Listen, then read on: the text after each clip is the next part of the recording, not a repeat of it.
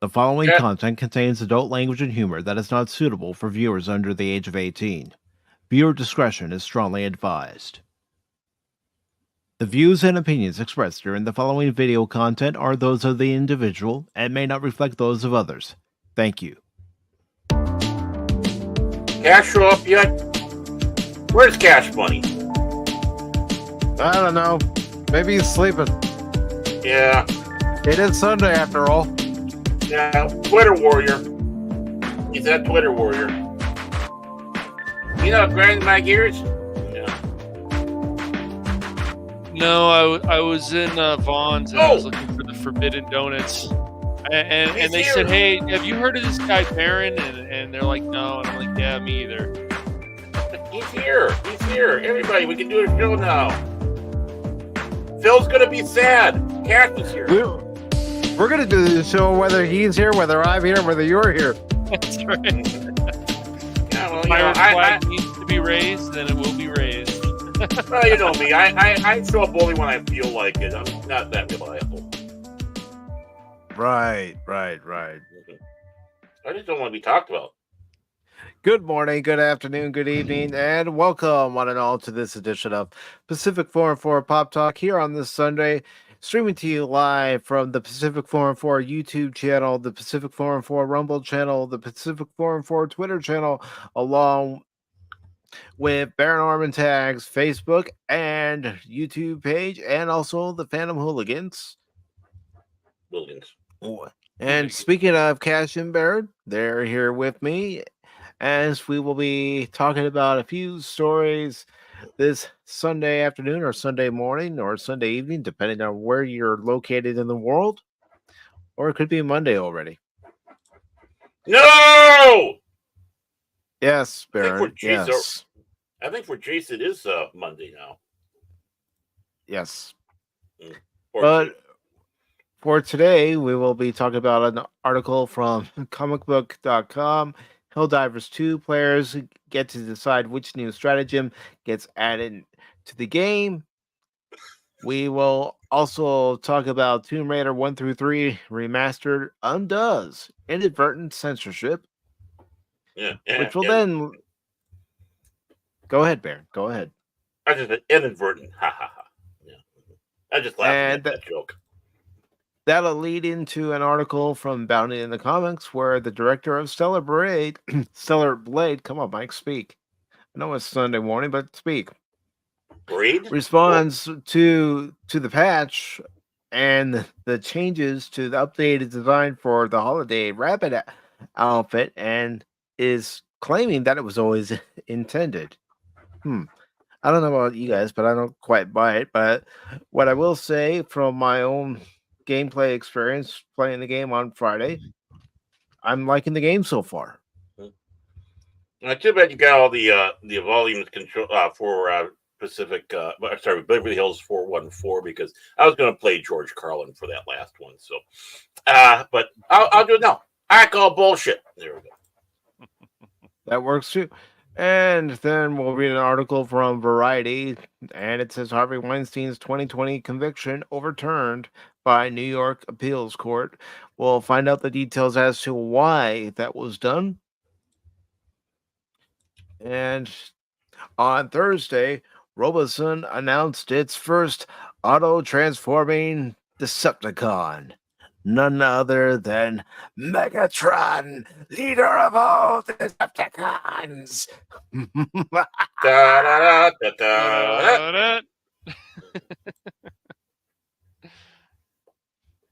Yeah, I still got to add that transition for when we're going from one story to the next. I haven't done it yet. Disappointed. Yeah. So you're a slacker, just like Marty McFly. Slacker. Mm-hmm. You're a slacker, McFly. You're a slacker like your old man. No McFly has ever amounted to anything in the history of Hill Valley. Wouldn't it be well, history's going to change. Don't be so gullible, McFly. Wouldn't it be McPacific in this case? Ah. Mm-hmm. The technicalities. But first, I do want to say hello to TCAP Steve, who does have the latest episode of Beverly Hills 414. What sort of weird, crazy shenanigans does Steve have us in this time? I don't know. We'll find out together. Yes, we will. And let's see who else has popped in. We have everybody's favorite penguin besides Punkwaddle. Yep. Low Spec Two Linux penguins laptop. enter, one penguin leaves. Two penguins enter, one penguin leaves. Yeah. Mm-hmm. So let me cue up the music and we'll get underway with this latest story. And Baron, would you mind reading today's latest episode? Oh, you want me to read today? My docile tones. Should I do it like NPR and see? Okay. Oh, whenever you're ready. Oh, listen to that. Who was the genius to come up with that song? I tell you, they need an award. Big time award. They need to have the. No, I need a Tubi. I need a daytime Tubi. There we go. The Tubi Awards. Yes, how's that stuff? So just sit back and say that previously on Beverly Hills 414, Mike had finally managed to dodge baggage trains of people, to 3 carts, and several rampant children. The Pepsi guy with his pallet jack and get out of the dry food sections. Oh, that's right. You were in the dry food section. Yeah, I have meat there. Remember, I was going into the grocery store. I was trying to get other cookies besides the Girl Scout cookies that the Girl Scout Cookie Ninjas were selling. Right, exactly. I mean, sometimes we need to have a recap, on the previous episode. Okay, well, kind of this is what we're doing. He had a little problem moving through the beer and wine area, as I do too. I mean, there we go. You always get stuck there, man. What the heck? Yeah. I mean, my liver hates me for it, but it still begs me. It's like it taunts me. It taunts me, my liver. Okay. Yeah. But he had a little problem moving through the beer and wine area when he got stuck behind a rather nice backside who was heading towards him, towards the greeting cards. But he had made it. Meat. Oh. Yeah, how you like that there? Now I got to move back up to the proper comments because I turned on the volume. He felt there should be a heavenly chorus and bright lights overhead as he stood there. Ribeyes, bacon, T-bones, pork chops, bacon, chuck steaks, chicken. Did we mention bacon? Yes. Even slabs of ham, spare ribs with barbecue sauce, Sweet Baby Inc., racks of lamb, and giant sausages. It was a vegan's hell. It was all he could do to avoid just dumping armloads into his cart. Kind of like a Supermarket Sweep, if you remember that show. It's like they go for those big logs of salami. Salami, big logs. Calm down, Mike. You only have so much space to store meat. Okay. Phrasing. Yeah. Your wording, your phrasing on this T-Gap. I might have to have a talk with you. Yeah. You know what? I think we need to get that Archer clip of Archer going. Phrasing, and you still have to make it out the door and back home without being ambushed by the Cookie Ninjas.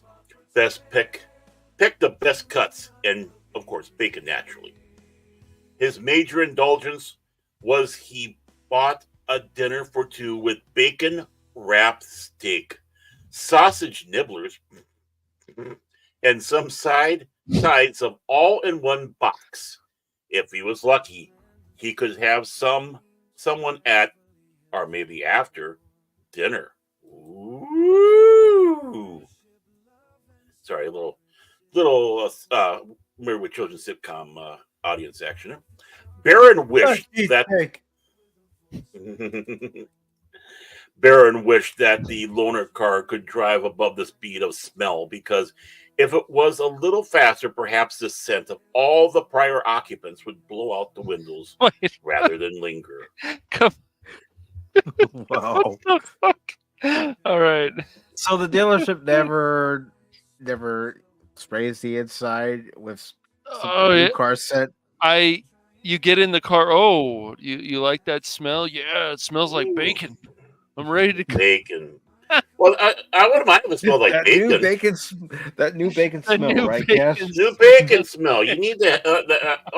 I'd buy a car just off of that. Even if it's an 87 Yugo. I go in there. Oh, it smells like bacon. Sold. Bacon. Sold. Bacon. But, I'm thinking it's more like smell of body odor. Yeah. BO. Oh, Yeah, man, yeah. And you got to remember, Jace is with me, so who knows? I mean, love you, Jace. Anime Jace was directing him to go where to go. Turn here. Go there. Eat. It was just like a Sunday driver with the XXXXX X? miss. Oh. Yeah. Well, how does he know how many ex-wives I have? And let's see, 1, 2, 3, 4. Yes, 5. It's 7. 7 ex-wives. Seven ex-wives. Yeah, that's why I'm living in a van down by the river. Ah, yes. Here, I thought you were Mormon. Well, then they wouldn't be exes. But can you imagine a Mormon divorce? Ooh, boy, all the way down to the cursing. She was a firecracker. Beep! Stop! Beep! Beep! Beep! Beep! Anime Jay said, after which broke Baron out of his remembering just how wild she got after those Sunday drives, and the car stopped. Baron knew this part of town. It used to be called Chinatown, till it was bought by Mexican cartels, who were in turn bought out by a Japanese interest. Poquito Asia Berg. What? Where's this going, Steve? Steve, I ask you that every every four week, four now. man. Well, where's Is this it- going? I'm I with don't Mike. know. Where is this going? Is that where they have basically? Let's see. So they have taco, wonton, sushi. Is that what you try to sit back and say that's their big specialty? I don't know. So, are you going to tell me what the dire emergency is? Baron asked, and Anime Jace got out of the car and moved to a tea stall. Prince! Hey, Prince! Beep, beep, Prince! He called out at the occupant. Is he dead? Baron asked again with a lump of person grunt. When the lump of person grunted and snored loudly to rattle the window. No! Beep, Hey, beep, beep! It's Chris Maddox. He's sleeping. Yeah. Let him sleep, just- okay? Is just sleeping, Anime Jason. And you know why, Baron? They are back. Baron stopped and looked at the look on Anime Jace had, and he knew precisely who the man was talking about. No way. They can't be. Anime Jace just gave a more pointed look. Beep! Was all Baron replied. Now I'm taking after Jace. Meanwhile, Crypto pulled off the road and into a parking lot. His foul mood hadn't abated, and he knew if he kept driving, he was likely to drive into something that would damage the car. Well, Wasn't he always? if Crypto's in a bad mood, I guess, but you got rules of the road, man. Well, isn't he always in a bad mood? I mean, really, honestly, every time we start out, You know what really grinds my gears? honestly, we got to be honest. We really do. The guy's dark and mysterious. It says so in the song. Right, dark and mysterious. Mm-hmm. Yet another expense was something he didn't really need right now. He might have to open that second money bin.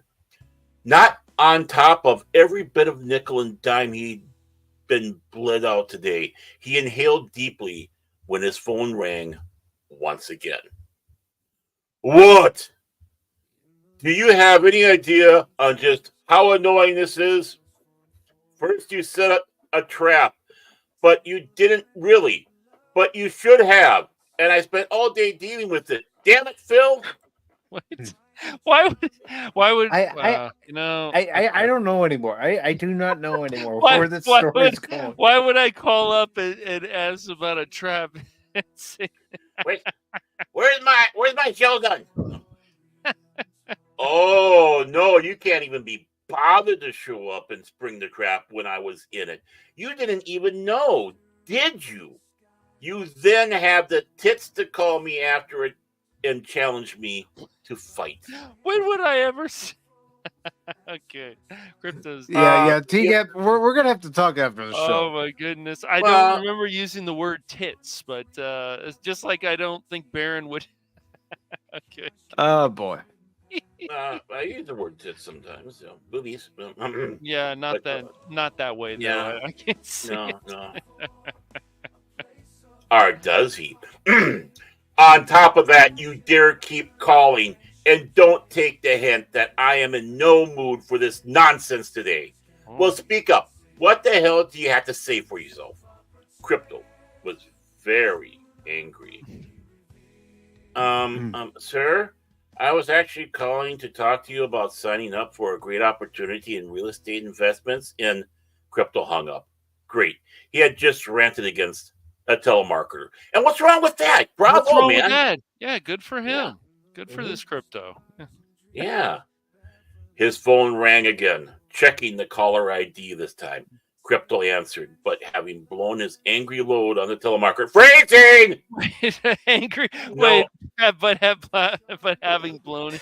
T-Gap, please Come come on, to Mike's office. T-Gap, you're needed in Mike's principal's office now. Yeah, the P-Cap. This has to be an alternate universe because none of us talk like this. I have to remember that though. Blowing his angry load. I got to write that down and have that for some future time. No telemarketer is truly innocent. He just listened. Crypto, are you there? Crypto grunted. Are you mad at me? Crypto heard the words inside. No, Phil, I'm not mad, just very disappointed. So how much meat can Mike fit in his pantry before he's forced to host Wait. Who puts their meat in the pantry? Really? Well, dried Really? meat. Dried People- meats. Maybe dry meats, but come on, I'm getting meat from the supermarket, Baron. I'm not gonna Oh, put yeah. it in the pantry. I'm either gonna put it in the fridge because I'm gonna cook it either that day or the next day, Or or I'm gonna put it in the freezer. That's right. What about your meat locker that you got? I mean, there you go. I Put don't it in have a meat locker. You need a meat locker. That's your next addition to your house, okay? You're the one that has the meat locker. I wish. Oh, that'd be great. Meat locker. Go in there and take my frustrations out on the side of beef. Pow, pow, pow, Hey, like yo. Rocky. Yeah, Hey, Rocky, you hitting that meat again? Polly, yeah, Polly. It's called tenderize. I'm tenderized.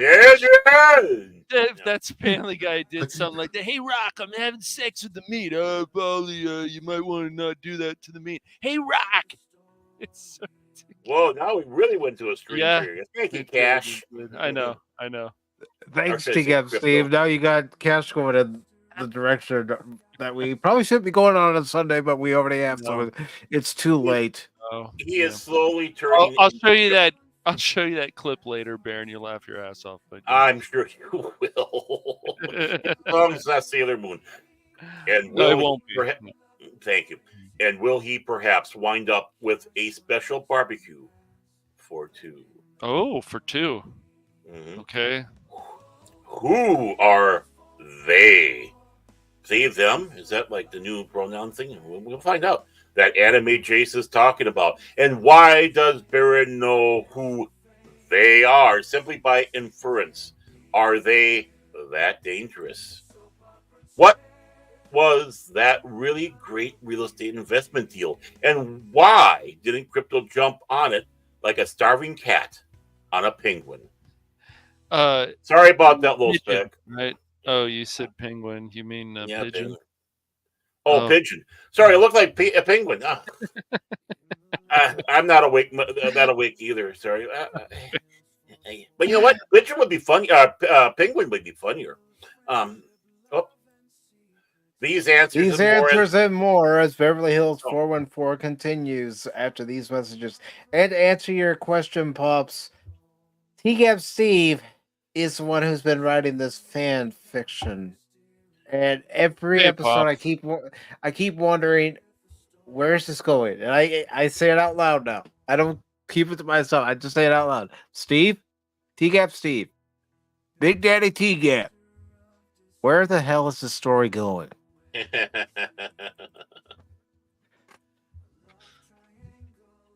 I mean, But I hope speaking- I hope he's keeping this in a Mhm. Word document or something, because really, honestly, this should be published almost on one of our pages. I mean, this is a great. You know what the common question is going to be? WTF? Yeah. Always. Hey, can you imagine us turning? And we should get crit. We should turn this into an animated thing, and and then put it on the. While the orca is swimming. Mhm. Yeah. Pop Talk heals and saves. Well, that's according to this man, Crit. 3 blind mice. Come see these dum-dums run. Yeah. Okay, yeah. You know Mhm. what? Where's my crackers? Phil? Phil. You know what? Yeah, well, that's just like your opinion, man. hmm Yeah, man. Yeah. And look, he's whining. He's whining. Oh, give me a Oh, break, boy. Phil. And then when we ask, hey, you want to play with us? I'm not going to play with you guys. Okay, that's Yeah, because he has the game, doesn't he? And he doesn't want to play. It's like, okay, He has the game, but he has it on Epic. we've offered to have Yeah. him join, but no. Yeah. If it's not Myth Force, he's not playing. Well, Right. let's just face the Or truth, Fallout Phil. 76. If it's hmm if it's not either one of those games, you're not playing. That's Or right. even Among Us on those rare occasions, which we Yeah, need to do again sometime. We got. Yeah, he does play that. He has played that. Mhm. Yeah. Phil Yeah. McCracken's an elitist. Yeah, he is. He's an elitist. Well, he's from Delaware. What do you expect? Mm-hmm. He lives in the corner of Brandon Falls and in Corn Pop Street. That's right. But wait a minute, Core Pop's a bad dude. I know, He is. very much so. Mhm. Boy, we got a lot of people today in the chat. Hey, everybody, how you doing? Hope everyone is doing well on this Sunday. Hope you're able to get out there and enjoy the nice weather, depending on where you're at. I know some areas are still cold, but hopefully Mhm. that warm weather is just around the corner for you. And Yeah, of course, keeping in thoughts and all that, people in Nebraska and Iowa that are getting hit hard with those freaking tornadoes. Mm-hmm. When I saw the other day, I saw that the town of Elkhorn was flattened, and that concerned me because I thought that was at first Elkhorn, Iowa, a town that I used to do some Viking Age reenactment at, and they have the little Viking house and all that. But it was Elkhorn, Nebraska, which I still feel sorry that they got leveled there in Nebraska. They're not that far apart, maybe about an hour or so apart. Mm-hmm. But it's just terrible. It's 49 here, which is about what the high is. Wet, rainy, windy. Yeah, Arthur loves this weather. And TGAB says, so does that give Baron the power to time out the world and do stuff? I'm not sure I trust him with that power. Well, he's got the power. I have the power. But our first story that we're going to get into today comes to us from Comic Book News and comicbook.com. Ooh. And it's related to a game that Cash and Baron and Spock were playing Friday night. I played a little bit after the Stellar Blade stream, excuse me, that I had, hmm and Then we unceremoniously kicked you out to have a random play. So oh well, it happens. actually, it was the game that did it. To be honest. And, yeah. But you guys fought for democracy, for Super Earth, bugs and robots. Just All bugs. coming to get you. Yeah, all just coming to bugs. get I'm not ready for those damn robots yet, especially when we tried. No, it. No, we Okay. tried it the other day, and you were like, and I were like, Oh. nope, No, we're out of here. Bye. abort, abort. We'll be ready Friday. I just want to stay with the bugs for now. The robots just want a hug, guys. They just want a hug. Oh, they hugged all right. They hugged. Right. This article is by Tanner Deadman. It was posted on the 27th. It says Helldivers 2 players get to decide which new stratagem gets added next.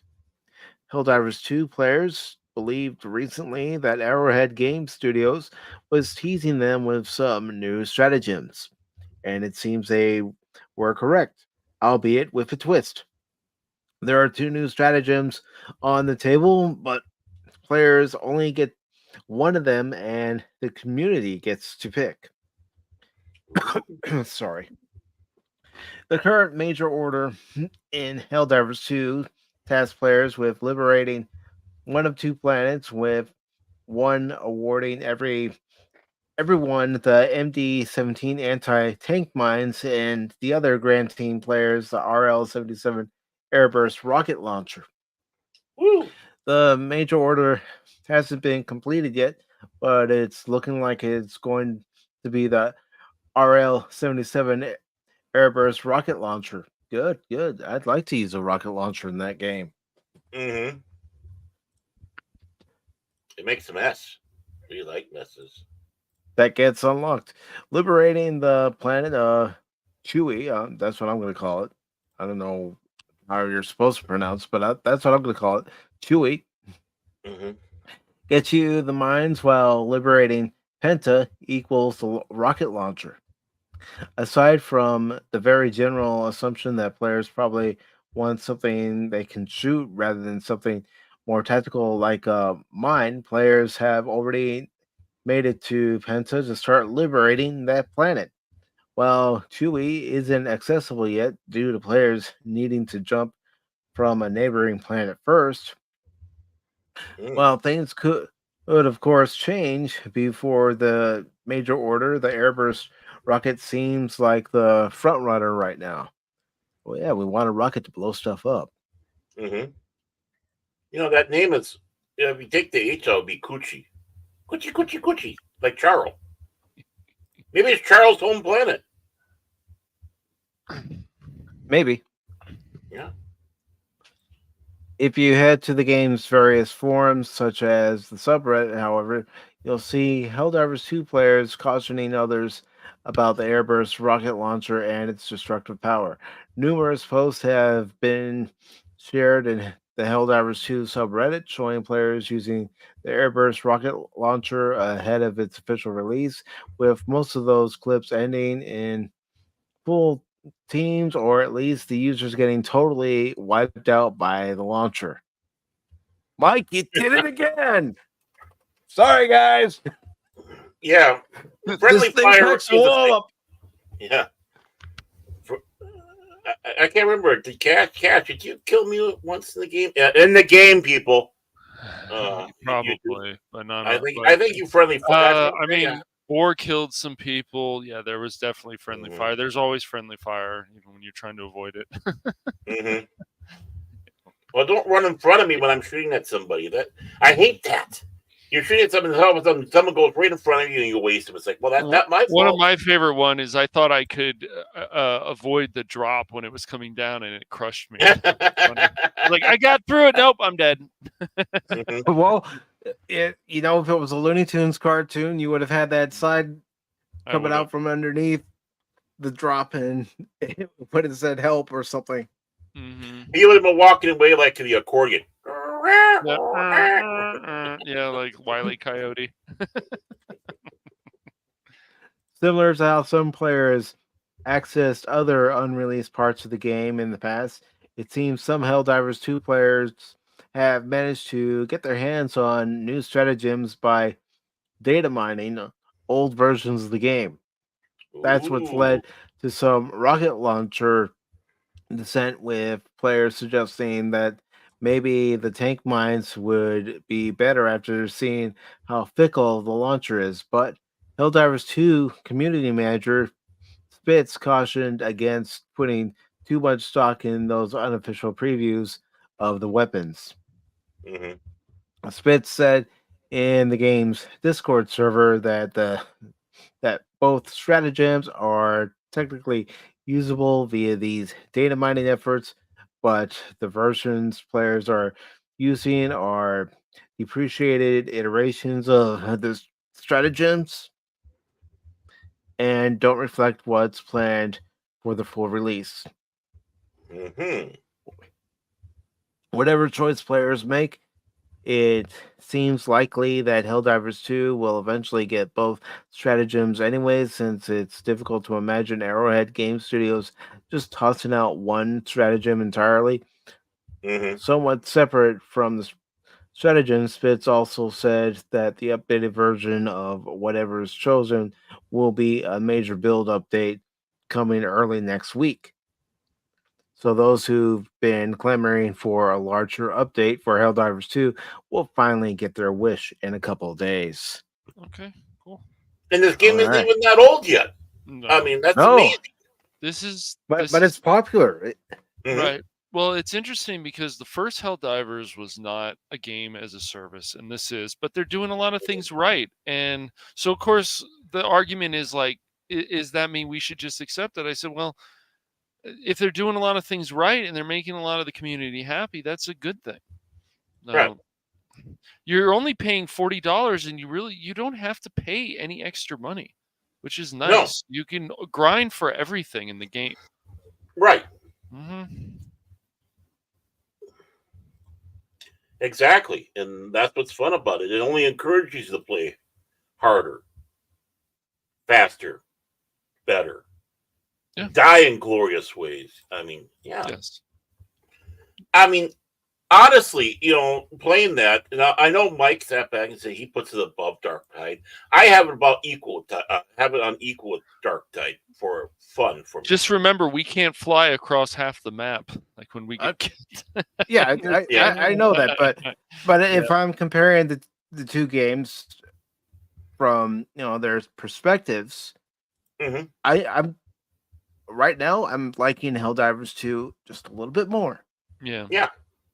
I'm not going to completely go, oh yeah, Dark Tide sucks compared to No. Helldivers 2. No, Right. they're two completely different style games, but I'm still having Yes. fun. Right. That's what's important. Controls in the game have to be tight, meaning they have to be responsive, and overall it has to be fun. Right.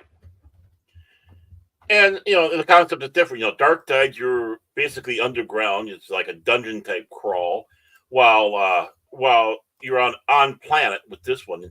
What was you said about Cash, about how it looks prettier than Starfield, the planet? Yeah, well, it's Mhm. just like when you play stuff like Fallout. Okay, I'm around an area. I want to see nice detail. I don't see. Yeah. I'm on a ship. I want to see cool detail. Even stuff like what was it, Skywalker Saga? Just like the levels look nice around the Lego Skywalker Saga, the Star Wars one, but like they're still empty.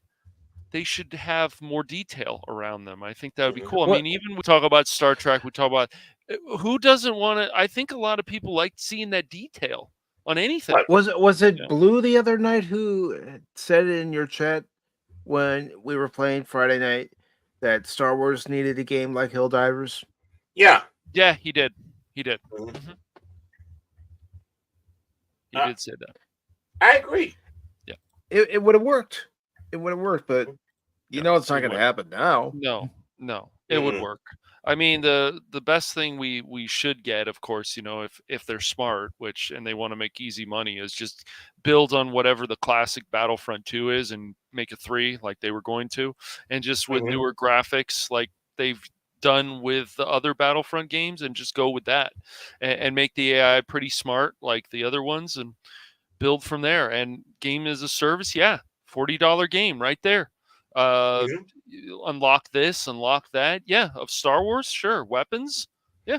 Yeah, and I'd say keep it era specific because I hate seeing where you Mhm. have a clone trooper, then you got sequel trilogy stuff running around. No, no, no. Right, I, right. I don't want to Yeah, see any sequel trilogy. prequels and OT, right? Just like Right, before, right. yeah. Mhm. And if they want to have a the new sequel trilogy stuff again, keep it. You don't have to go in that uh, server or whatever to play it.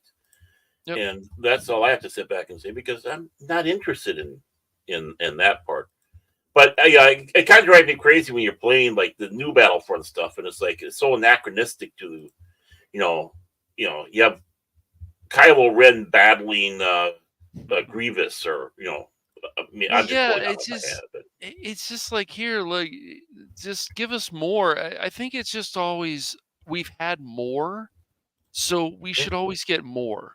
And more as in, things that are obviously reasonable. They don't have to go insane, but yeah, I right, mean, you should have so many heroes and villains in Battlefront 2 that it should make your head spin.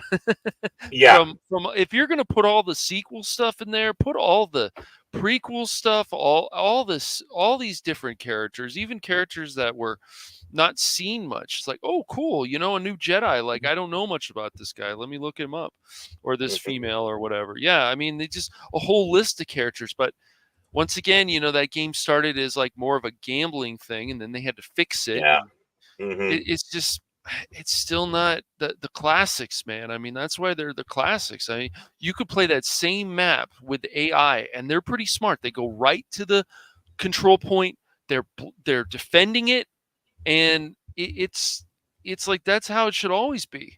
And even the hmm, collection that came out, even though they have a patch, and I'm glad they're patching and fixing things, it's like it's still yeah. not as good as the modded version of Battlefront 2 that people enjoyed.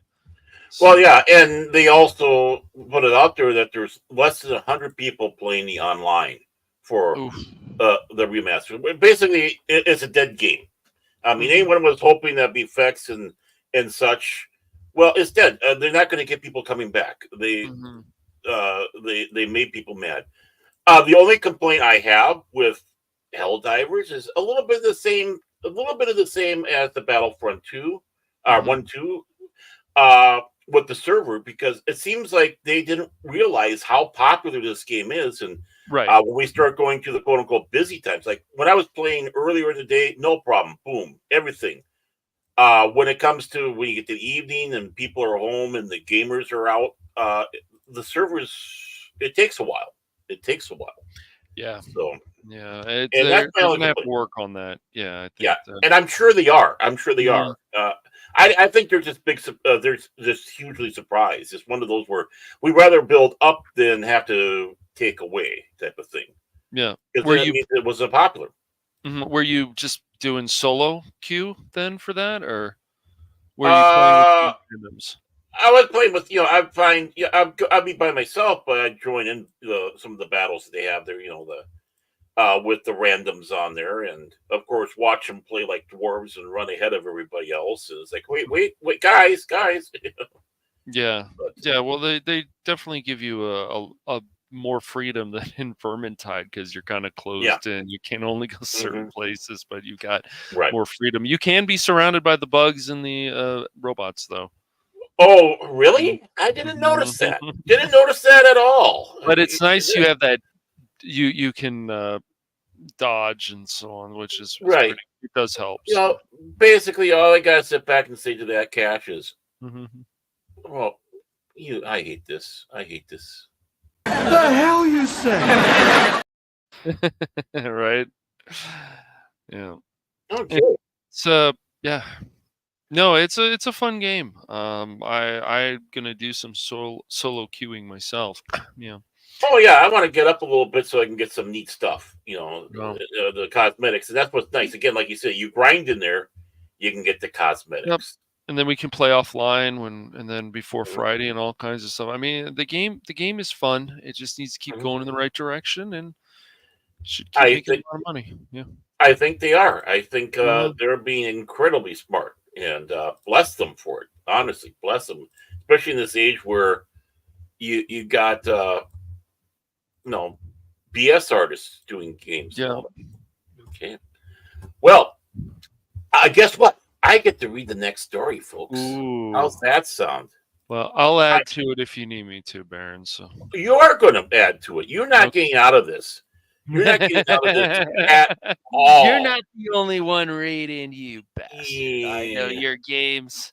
We're going to Niche Gamers, folks. Yep. Are they pretty good? Are they Yeah, good? they are. They Okay. a few years ago they ran into some problems because they were doing some plagiarism, which they shouldn't have. But they they got themselves in some trouble in that. The thing that I hate about Niche Gamer is they closed off the comment. It's like, oh well, Oh yeah. become a subscriber and now you have to pay $1 a month. It's like, you know what, guys, I don't mind your articles, but Mhm. Yeah, I Eh. mean that's ridiculous, but it they is, people need to have money. We want money. yes. So, what we have here from Niche Gamer, Tomb Raider 1, 2, 3 Remastered undoes the inadvertent, quote unquote, censorship. Mhm. This is by Brandon Little, Yeah. dated on the 26th, so that was a couple days ago. Mhm. So, and there's Laura, and there's her little pinups there back there. Tastefully done pinups, mind you. Yeah, they Tomb are. Raider 1, yeah, very much so. I mean, really. Mhm. Tomb Raider 1 to 3 Remaster has brought back its cheesecake pinup posters after Aspire Media inadvertently removed them. And well, hello, Leia Rose. Good to see you.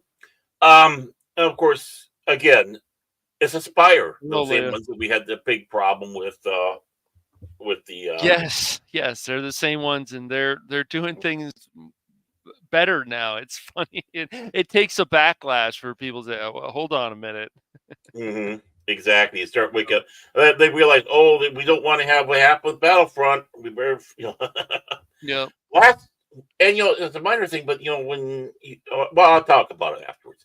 Last week we reported on a change in the latest patch, which removed in-game pinup posters of video game heroine Laura Croft from her remastered game after an outcry from fans.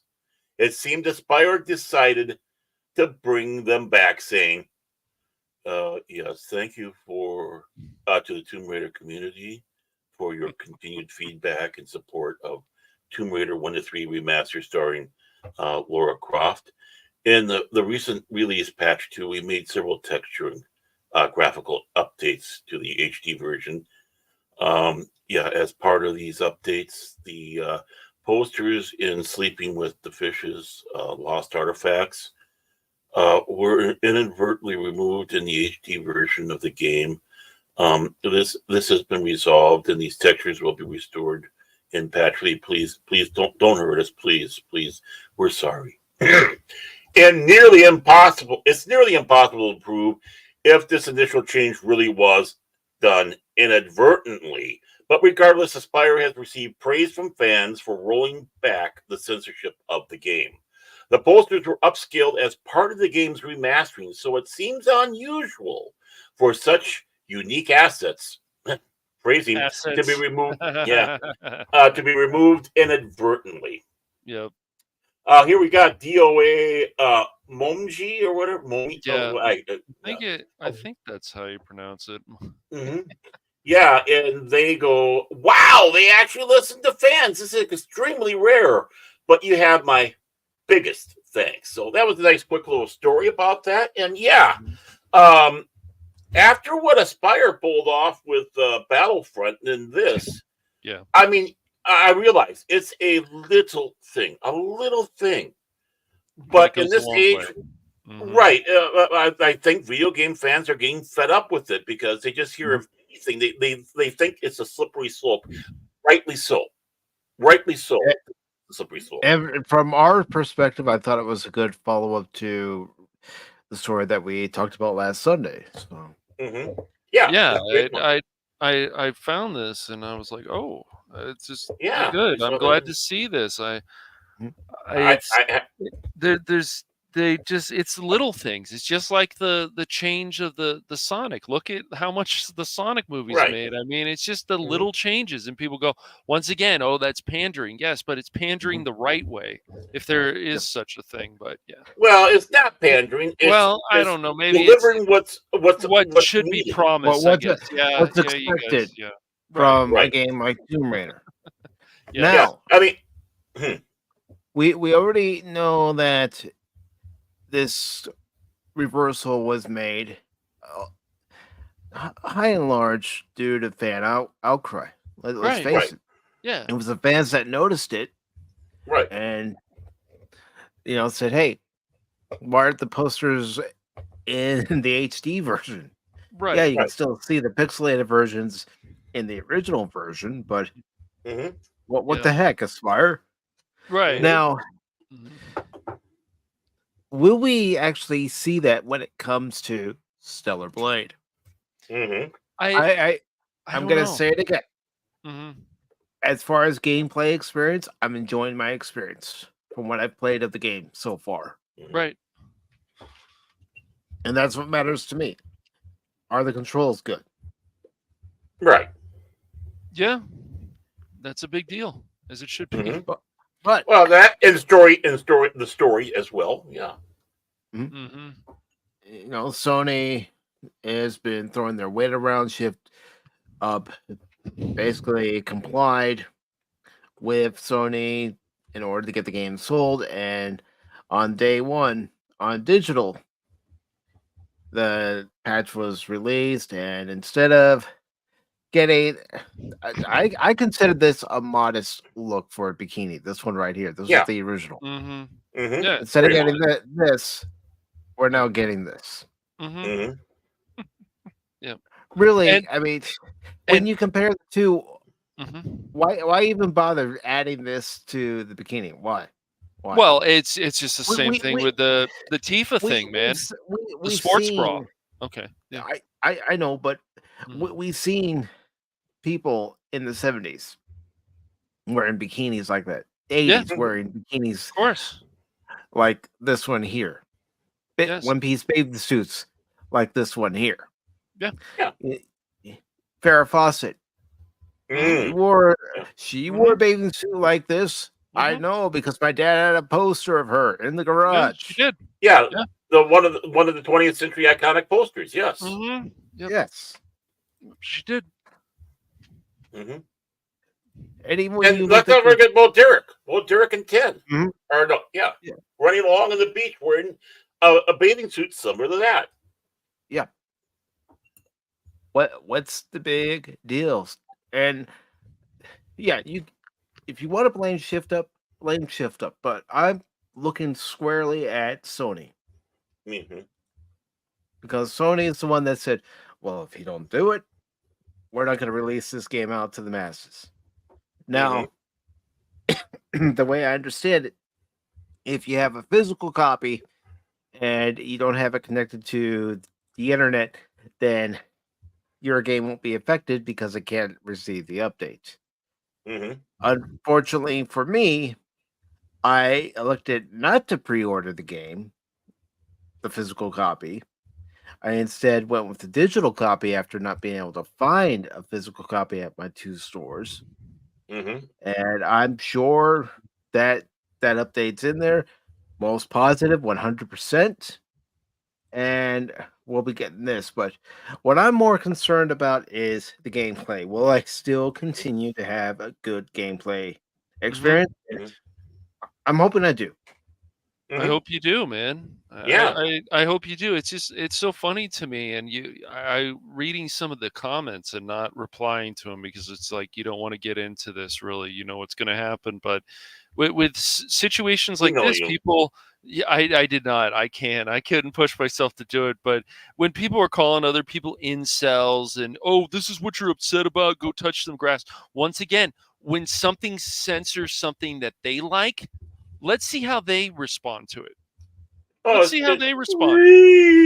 Free. I Yep. mean, yeah. I mean, Mm-hmm. right. And it's the ones that are making these comments are the ones that probably were the vocal minority that were wanting something. They probably want even more. They probably wanted a burqa, for crying out loud. It's like the robes and the burqa. Hey, she's There you showing go. too much leg. Oh, cover up her legs, man. Come on. Mhm.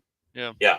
Yeah. We only want to see the eyes, and even no, we don't even want that. We'll have the burqa that doesn't have the covers the eyes too. So Right. Well, but right. Mhm. It's the same thing. Look, this also went on with Tomb Raider, and even though I don't think Mhm. Lara Croft in the newer Tomb Raider looks bad, but people were like, "Well, what did they do? Why did they shrink her breasts?" And I understand why people are annoyed by these things. Now, sometimes it's like not a big deal, but when it's something that they like and it gets censored, you watch, they'll just be the same way. Mhm. So I don't know why you go around calling people incels and names because, like, so it obviously offends you enough that somebody's getting upset about this that they have to call their people names. Yeah, Well, Well, that's why fans need to push back. If you that's want right. the quote unquote uncensored version of Stellar Blade where nothing's been covered up, Mhm. where you get this Right. instead of this, then you got to push back, not just against Shift Up, but you also have to push back, especially against Sony. Yeah. Sony. Mhm. Yeah, you just have to. And when they promise, this goes with any company, when they promise that something is going to be completely uncensored, it needs to be uncensored. Mm-hmm. Well, I mean, again, like I said, they think this, and rightly so. We start thinking this is a slippery slope. What will be the next thing that gets censored in the game? Again. Because right, and it keeps on going and going. So the next patch, we decide, oh, we're gonna, we're going to even make it more modest because it's sexualization of women or whatever BS they want to sit back Exactly. and say. But they'll Now, whatever with men, and this is what the argument is with men. They can be oiled up and whatever and Mhm. ready to fight and stuff. Yeah. Okay, then why can't women be just as sexy? Oh, no. Well, then there's definitely a problem there. There's hypocrisy. Yeah. And second, yeah, make a stink. No matter what. No matter what. Mm-hmm. With Yeah. even the most reasonable thing that you're going to be brought forward with. You're going to bring forward the most logical, astute argument with no vitriol or any of that, right? You're just explaining a true critique, right? Yeah. You're still going to be called names. Present Yeah. your argument. Yep. Right. But do it You're in such a way where you don't come across as what they like to portray a lot of fans now, as is both sexist, misogynist, this, that, and the Right. other. Right. So don't be afraid. They're going to call you and revel in that. Because if that's all they're doing, it means they have no argument. They cannot form a good argument, so they got to resort to those name callings and calling you incels and stuff like that. It's funny when they start calling a person who is in their 50s, married, and has kids and grandkids on the way an incel. Kind of, okay, whatever, Obviously, that person isn't an incel. And a lot of the people who play these games are not incels. No. So, well, we do know some that are kind of that way. Fine, so be it. We're not saying they're not, but we're tired of people messing around with stuff. It's not a big thing, then why do it? You're telling us it's not a big thing, but then you get upset that we call it out.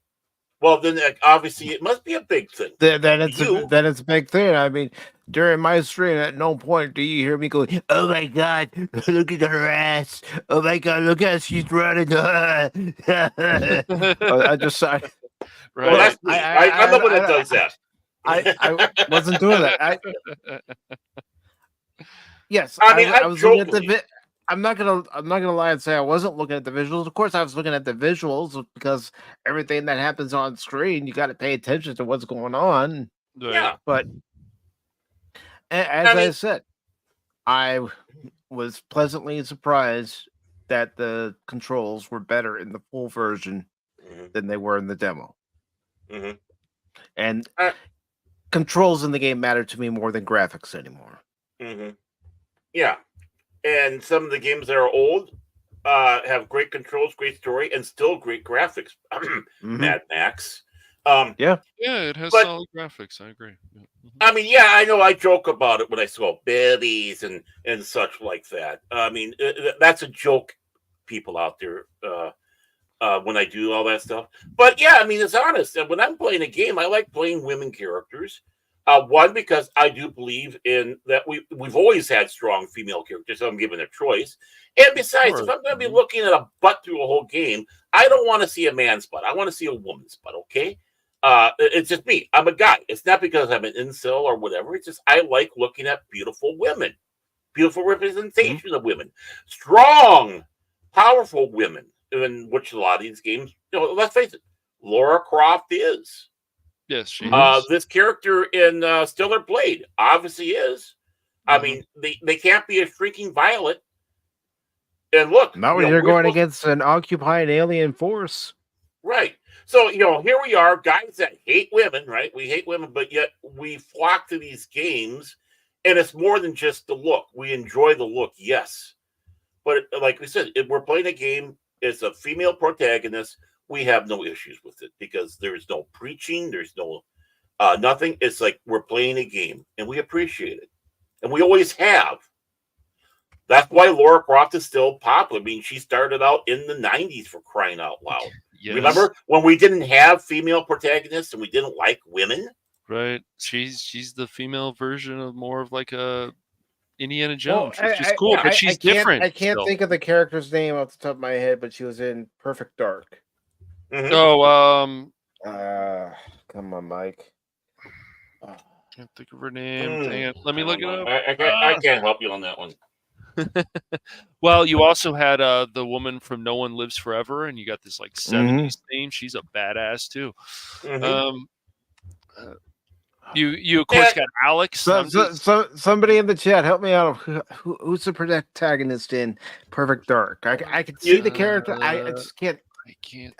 We have one of the What was smartest chats out Wait, there. wait, wait, folks. wait, Help wait, us. wait. Was it Joanna Dark? Jonah, it's Joanna Dark. Yep. Mm-hmm. Mhm. Yep. And the big thing is, again, we like to joke around about these characters, right? Yes. Look at that, that giant vampire that everyone was going crazy over. And of course, Yeah, that memes was and stuff. ridiculous. But the thing is we're all having fun Mhm. with it. Right. The statements that are being made weren't, serious. It wasn't insult talk. In many ways, it's poking satirically at the fact that you have this 11-foot tall vampire woman Yep. and the impossibilities of everything involved in it. And then they start taking our jokes as serious because that's what they do. They take Yep. our Kate jokes. Archer. Yeah, she's a badass. Yep. Mm-hmm. No They one lives take her- forever. Mm-hmm. Yeah. Mm-hmm. And then they want to throw these jokes and look at what the stuff that we had for jokes or fan fiction they're putting into like Star Wars, Star Trek, and all that. It's like, no, these were jokes. These were fun. Mhm. Quit making. These were never meant to be serious. They Yeah. don't know humor. They don't understand humor at all. When you play And No another One- game series that was Go popular ahead. for a time was Blood Rain, and that was yeah, a female. Blood Rain. Yeah, it was an protagonist. attractive female redhead, if I remember. Yeah. Mm-hmm. Oh, that's But what you she- did like, Cash. That's right. Sure. Mhm. Yeah, no, we had that's why it's always funny to me, even with the social justice warriors or whatever they want to call themselves, and then they change into the woke brigade or whatever. But it's just like it's so funny to me. Like their argument will always be like Gauntlet, like, oh, did you see the women in there? They're all bikinis. It's like they're fighting in bikinis or whatever. They're like they're all supposed to be barbarians. What are we talking about? What about here? Golden Axe? What about Golden Axe? right. Come on. Oh yeah, Golden Axe, It's yes. just it's just that's the argument they always want to talk about, and so it's like, well, what about things like Xena and stuff? Like look at her awesome, her armor looks cool. She's obviously a caring person. Like there's just so many, we can go on and on about this, but even Alex, I always bring up the argument about Alex. What about her? The Half-Life 2 is not as important without Alex and her father. But especially Alex. Alex is a big help to Gordon, and she is very capable of surviving and she's got her own game, of course, now. That came out a few years ago. I mean, look at characters like Clementine, very capable in The Walking Dead. Yep. I mean, they can make these female characters badass, but they keep just making them new stereotypes. It's so funny to me. Yeah. Even Kate and Scars Above, she's a very strong character. She's able to figure things out. Yes. Yeah, we don't want the "I am woman, hear me" roar. We want, I can do this job because I know what I'm doing.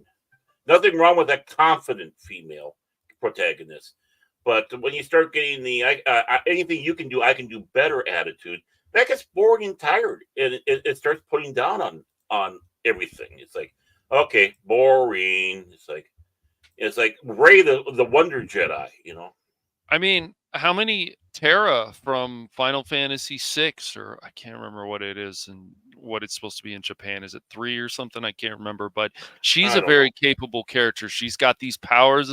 They've written it was 6 in Japan, but when it was released on the Super Nintendo, it was Final Fantasy 3. Yeah. Okay. Yeah. Yeah. It's just we've had these female characters. Even Western developers. You talk about go look at Splinter Cell. Well, I guess that's considered a Western developer. I'll have to look into that, but they can do this stuff.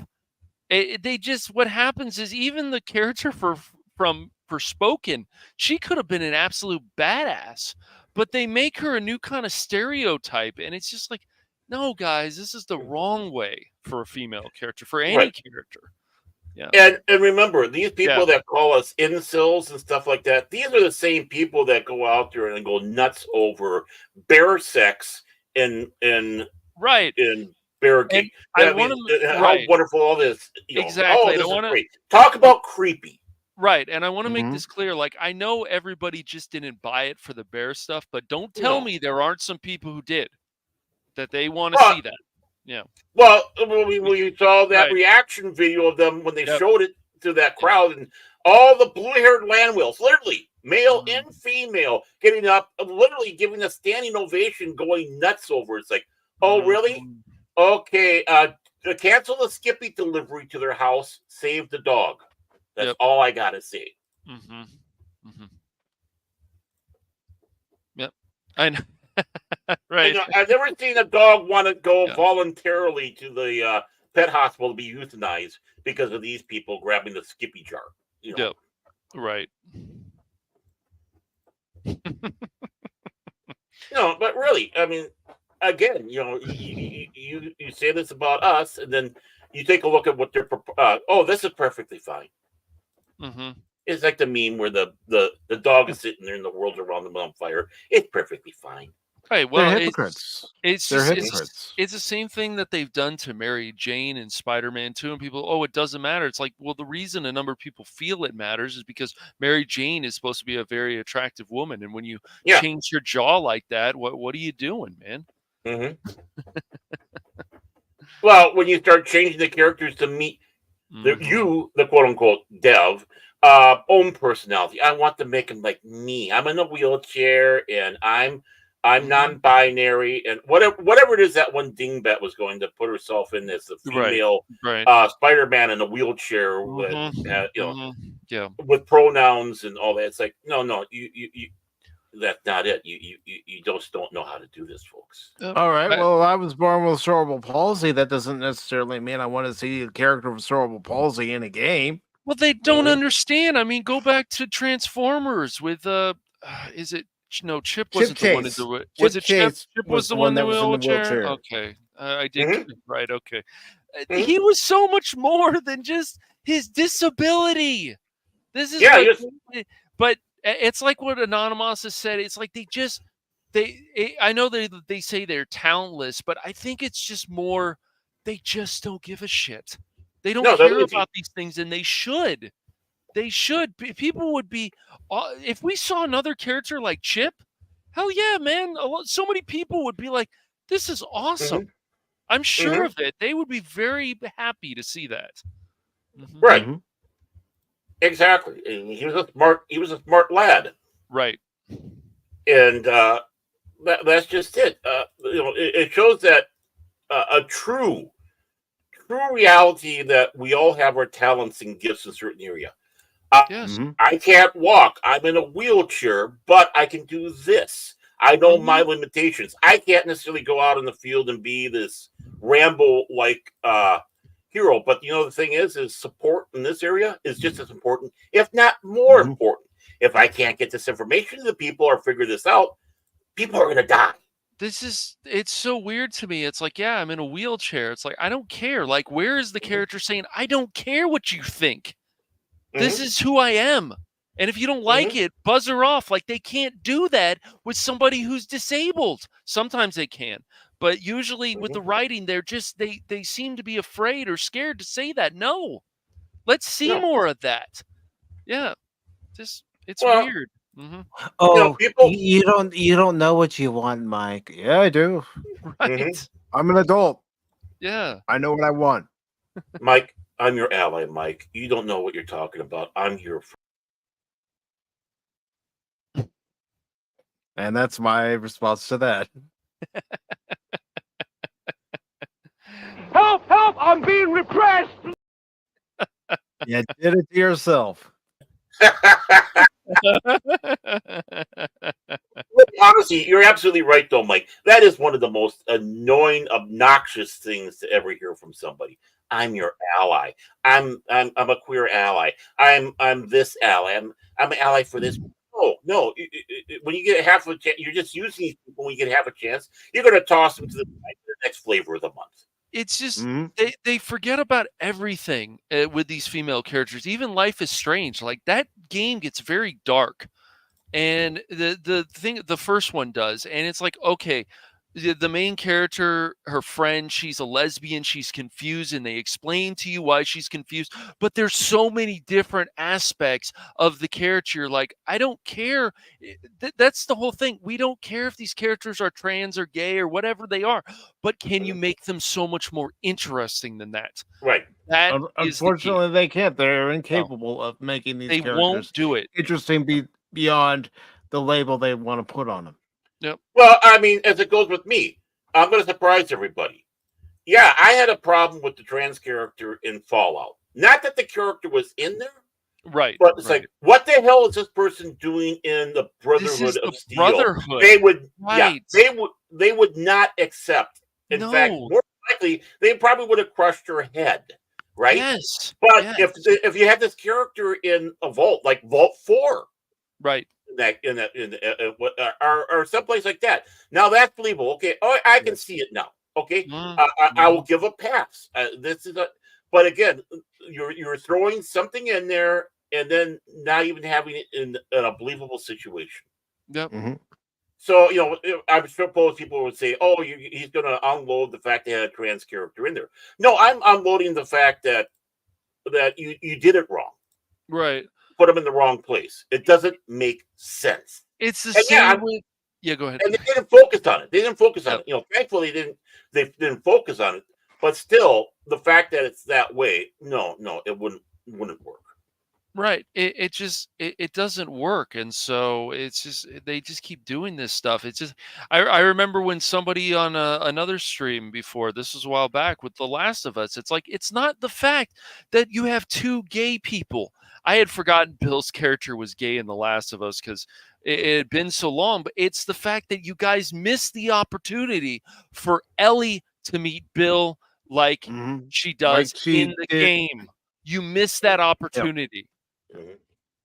You missed that. I'm gay, but I'm Flintstone gay. Having a gay old time. No. That's right. Yeah. Not hate Asbury gay.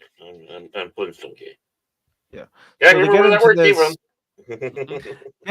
So getting into this article from Spencer Bakuli, it was posted on Friday, which was also the release date of Stellar Blade for those who might not be in the know, but it says in a development that suggests we knew.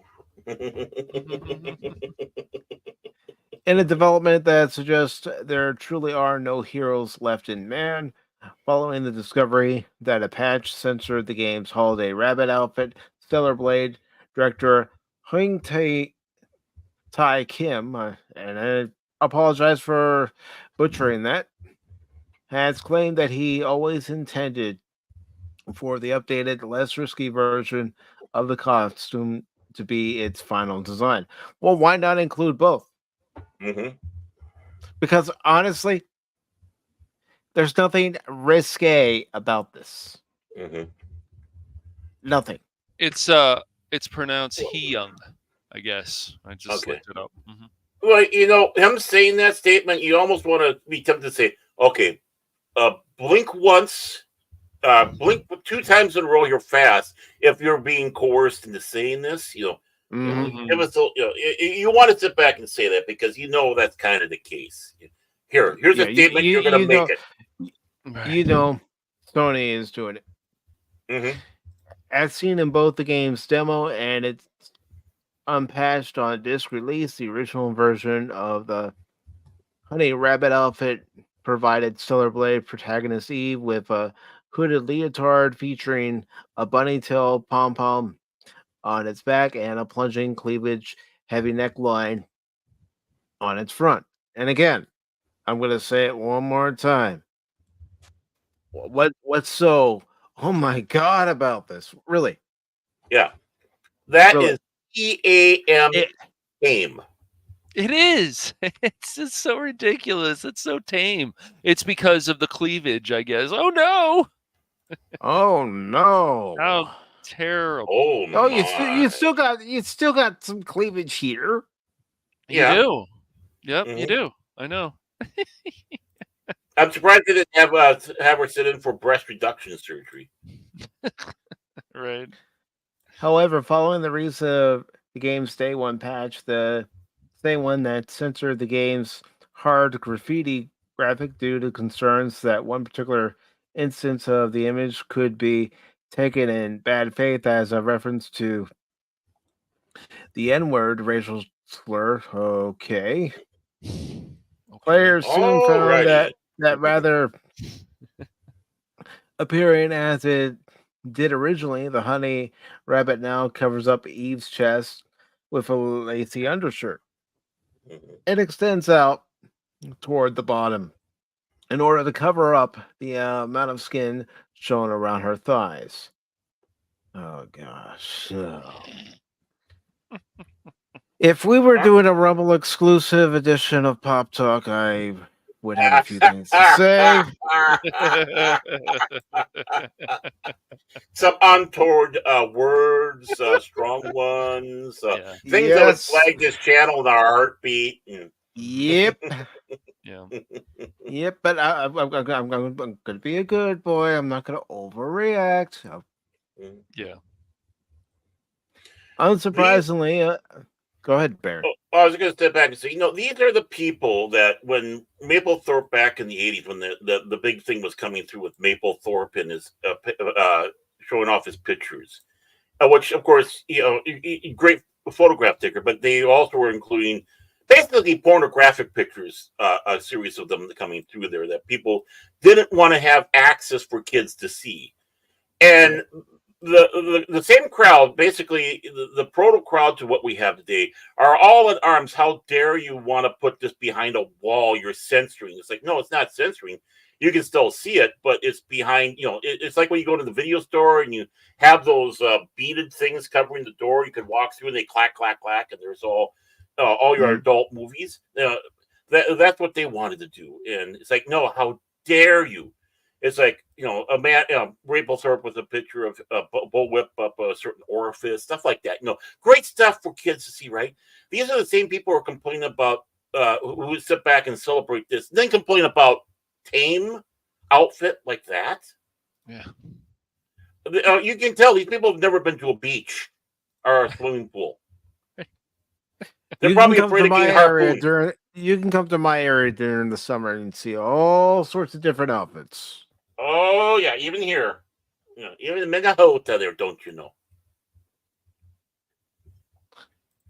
It says, it's blinding. It's blinding because of the paleness, but yeah, you can, it's better than beginning of the year. But oh my god, can't see what the pale person over there can't see. They're blinding me. Where are your sunglasses? In the car. I can't see the car. I'm blind. Unsurprisingly, upon its discovery, this bit of stealth censorship prompted outrage from excited players, many of them feeling particularly betrayed given developers Shift Up's previous promise that the game would release uncensored. Well, that was their fault for saying it's going to be uncensored when they That's knew right. they would still have to answer to Sony, who was saying, "You better censor this or we're not releasing your game." Right. And why? To the Why Sony? Mhm. Yeah. To this end, one fan sought to take the issue directly to Kim himself. Mhm. This is the tweet right here. And Honestly, says- look at the tweet and see if there might be a coded message in there saying "Help me." Baron. Per translated video shared to the Celebrate subreddit during an April 26th launch event for the highly anticipated action title, Kim was asked by an attendee if there had been any thinking of rolling back to the version before the censorship. In turn, the director affirmed, understandably, we also recognize this issue. However, the final costume that we wanted to show you is indeed the costume in version 1.002. I want to clarify that. Okay, start over, Mike. I want to clarify that is our final product, he added. However, I know this answer is not enough to convince our users. There is an internal discussion ongoing regarding this, so I think we'll have a chance to answer it soon. As noted above, while the patch version of the game censors the Honey Rabbit outfit, players can still access the original costume by playing the physical release and decline to update it. Which is weird, but yeah, I mean, I guess Yeah. it's a kind of a band-aid. Mhm. Unfortunately for players who had hoped the Korean action title would stand tall as a pillar of anti-censorship amidst an ever-growing Puritan. Yeah. Come on, Mike. Gosh, I'm just having a tough time today, aren't I, guys? You're doing fine. You're okay. You're okay. Honestly, you're okay. Puritanical. There we go. Puritanical. Come puritanical, on. Hey, Cash, we're going to have to help him after the show, I think. So. Yeah, I might need a software update myself. Yeah. Let me Are you check working on- those. Let me check those bugs. Yeah. Unfortunately, do they have any updates for a late '70s model? Probably not. It's all right, man. Well, We're here to help him yeah. with pronouncing words and yeah, stuff. I mean, We're good, dude. Yeah. You're the AI here, Cash. You're able to get in and get the reprogram. Well, then, what are you? Are you the robot then? If I'm the AI, I what do don't know. The are you evil genius. Calculon? That's you can be I'm Calculon. Calculon. You can be Calculon Calculon. Yeah. from Futurama. I'm more Bender. Come on. I talk more like Oh Bender. yeah. Okay, well, that's So true. bite my shiny metal Yeah, ass, metal Cash. ass. That's right.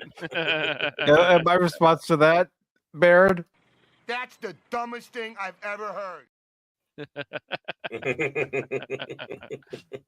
Did you ever finish that last season of Futurama? No, I need to. I don't know Okay. what happened. I got to. We didn't have Hulu for a little bit, and then now that we got it back, we Oh well, just haven't gotten to it. I've been watching a lot of other stuff, but yeah. Okay, we'll get to it, Baron. I can set it up. Yeah, It's we not can a go. problem. Yeah, Okay, man. Mhm. yeah, we should sit down and watch it and, Okay. and such. So yeah. I mean, if you're gonna say that a game is gonna be uncensored, That's all I'm better saying. you better hold to that. You better hold Mhm. to Right. that. Yep. well, yeah, we gamers. I can't really call myself a gamer. I play with you guys, but I'm not as serious as like you guys are, or Fat Steven or any of that. But you get gun shy. you get gun shy because not going to be censored. Then you have it censored, and it's like, well, what else are they going to do? What else are they going to pander to with an update coming up? And I was joking about the breast reduction, but will that be one of the updates? Because Right. Gorlock the Destroyer got all upset, and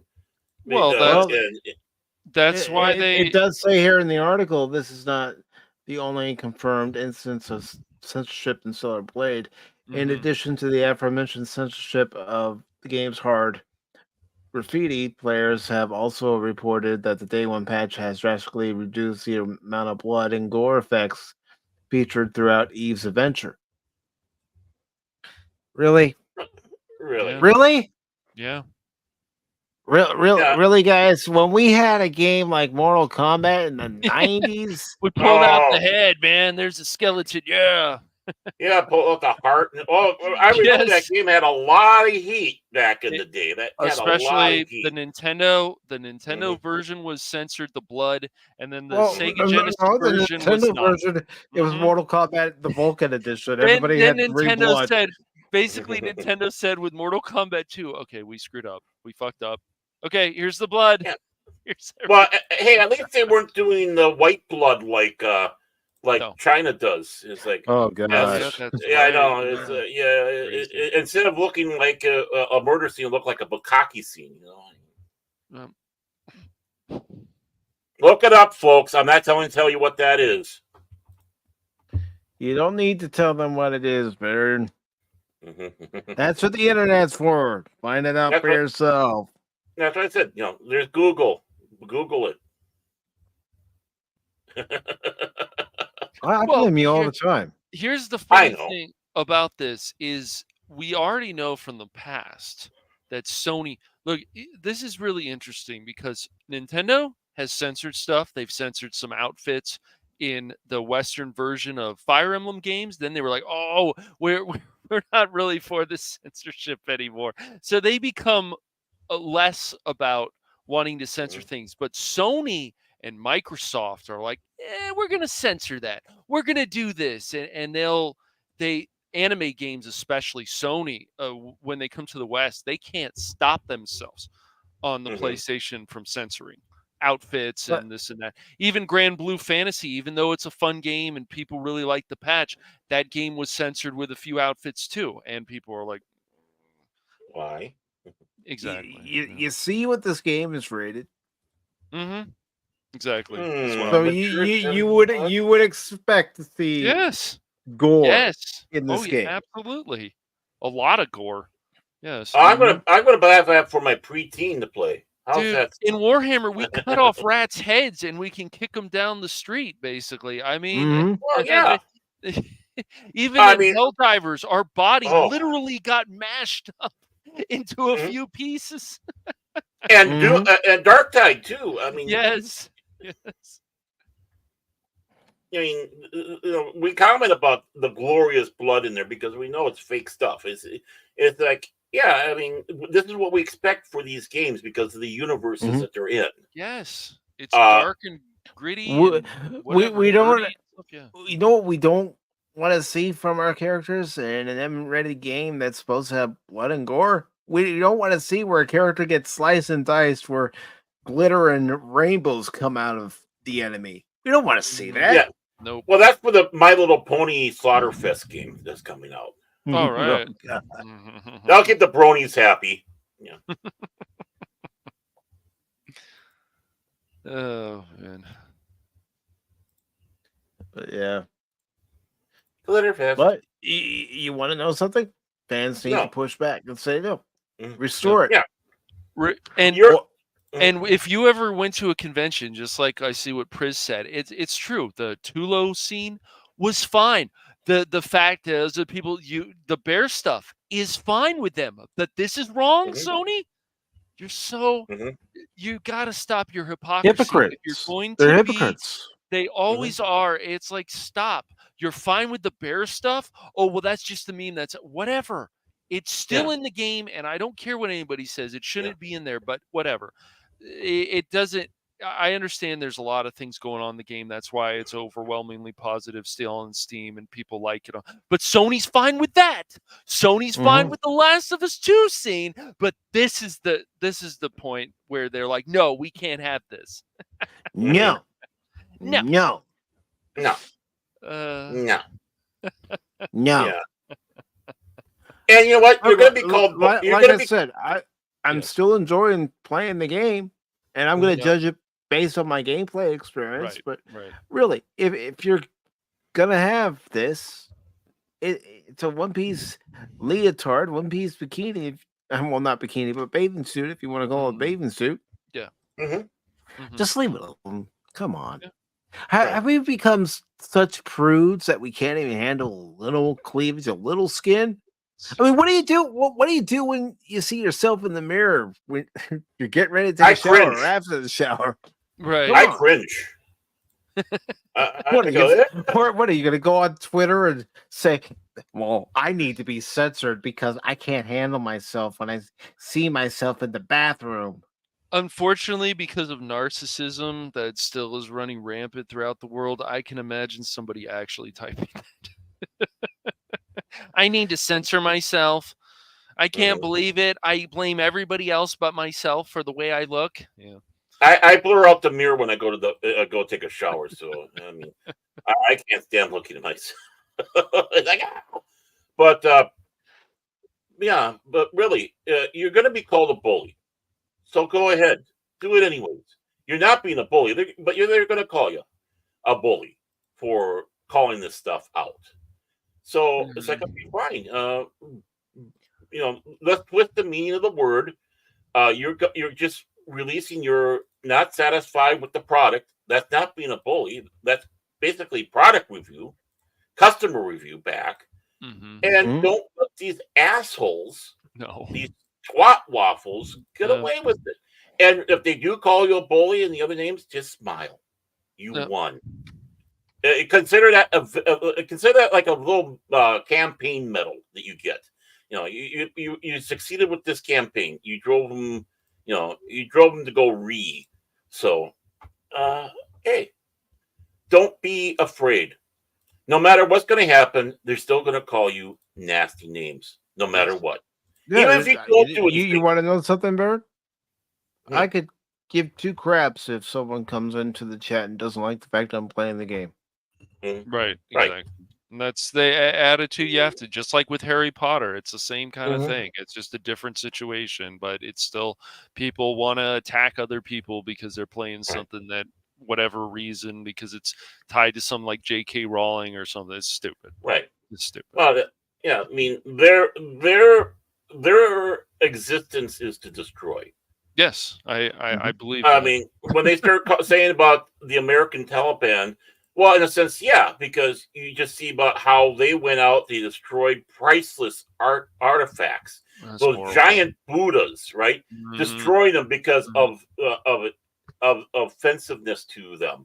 Well, it's the same thing doing this. You're being an American Taliban in that sense. You guys are unstable. You really are. You need to have true psychological help, real psychological, not going to one of these therapists that's a cheerleader and an ally. Yeah. You need someone to sit back and go, you're already messed up. Here, let's fix that. Bellevue, room for one, please. Yep. Mm-hmm. Very true. Mhm. And Cash is going to go ahead and read the next story that we have lined up. Oh boy, Harvey Weinstein. Yeah. By the way, this guy's a big winner. Yeah. Anyways, Harvey Weinstein. At least look, you didn't say a big wiener. all right. So this is a story from Variety. So with these kind of stories, they're oh, you know what? Oh my gosh, two people did this story. You know what? You don't get. Oh, we've mocked them before. We've mocked them uh, before for having two people write Look, one It's story. right. one person can write the article. You don't need two people. What is the Well, first? Lois and Clark teamed up on stories before. Come on, Cat. Come on, man. Lois and Clark, they worked together at the Daily Planet. Sure, you buy mine. Come on, man. Okay, sure.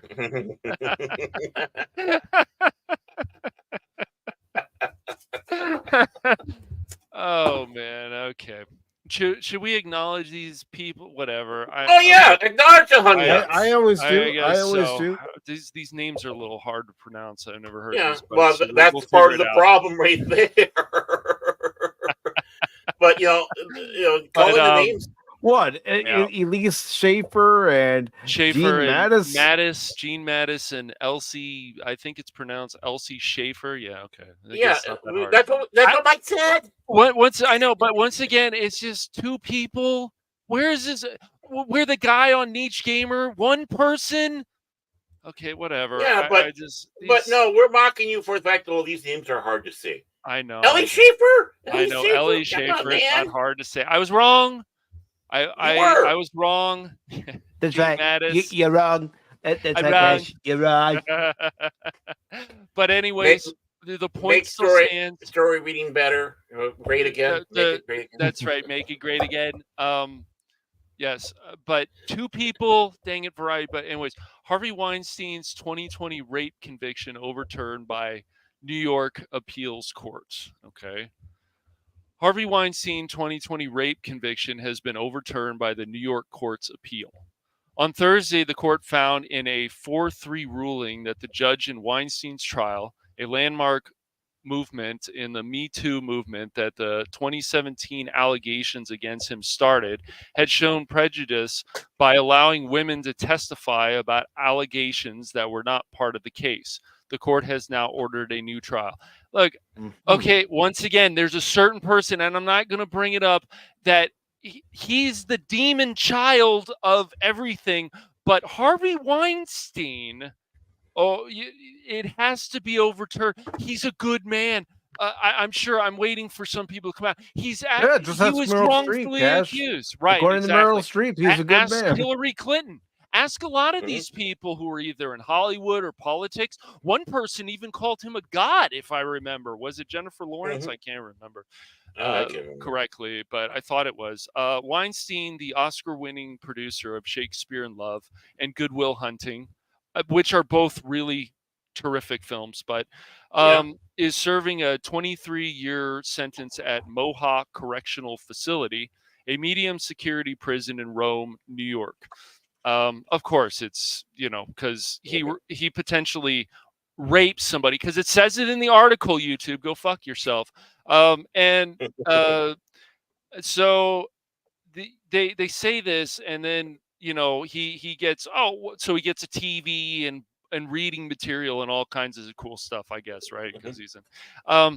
He will remain in prison, as he was also convicted of rape in Los Angeles in 2022 and sentenced to an additional 16 years in prison.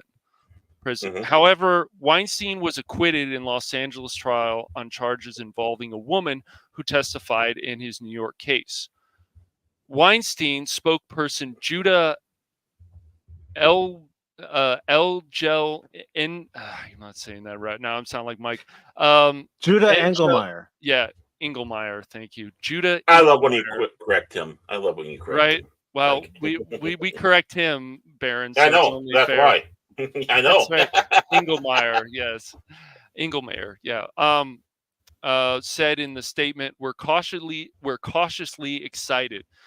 He still has a long road ahead of him because of the Los Angeles case. We are studying the ramifications of the appeal right now. Weinstein's lawyer will be holding at 1:30 p.m. Eastern in Manhattan to discuss the decisions. At least at the time that this article was posted. Right. We reaffirm that no person accused of illegality, may be judged on proof of uncharged crimes that serve only to establish the accused propensity for criminal behavior, wrote Judge Jenna Rivera in the court's majority.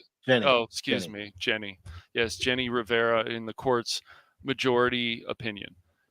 It is an abuse of judicial discretion to permit untested allegations of nothing more than bad behavior that destroys a defendant's character, but sheds no light on their credibility as related to criminal charges lodged against them. Look, you gotta love lawyer talk all the time. Hey, I use all these big words. It's very good. Of course. Of course. But that doesn't mean all lawyers are bad. But I do agree with Barron. There's probably too many of them. Mm-hmm. Yeah. In the New York case, Weinstein was convicted of sexually assaulted Miriam Haley, a former production assistant on Project Runway, at his apartment in 2006. He was also convicted of raping. I said raping, YouTube, because it says in the article, so go fuck yourself again. Jessica Mann at a hotel in 2013. Weinstein's attorney, led by Arthur Alada, I think it's pronounced, appealed the conviction on numerous grounds. A lower appellate court denied the appeal in 2022, but the state's highest court agreed to hear the case. Today's decision is a major step back in holding those accountable for acts of sexual violence, said Douglas Wigdur, an attorney who represented two pre-trial witnesses in New York. Courts routinely emit evidence of other uncharged acts where they assist jurors in understanding issues concerning the intent, modus operandi, or scheme of the defendant. The jury was instructed on the relevance of this testimony and overturned the verdict is tragic in that it will require victims to endure yet another trial. Well, at least some people say this.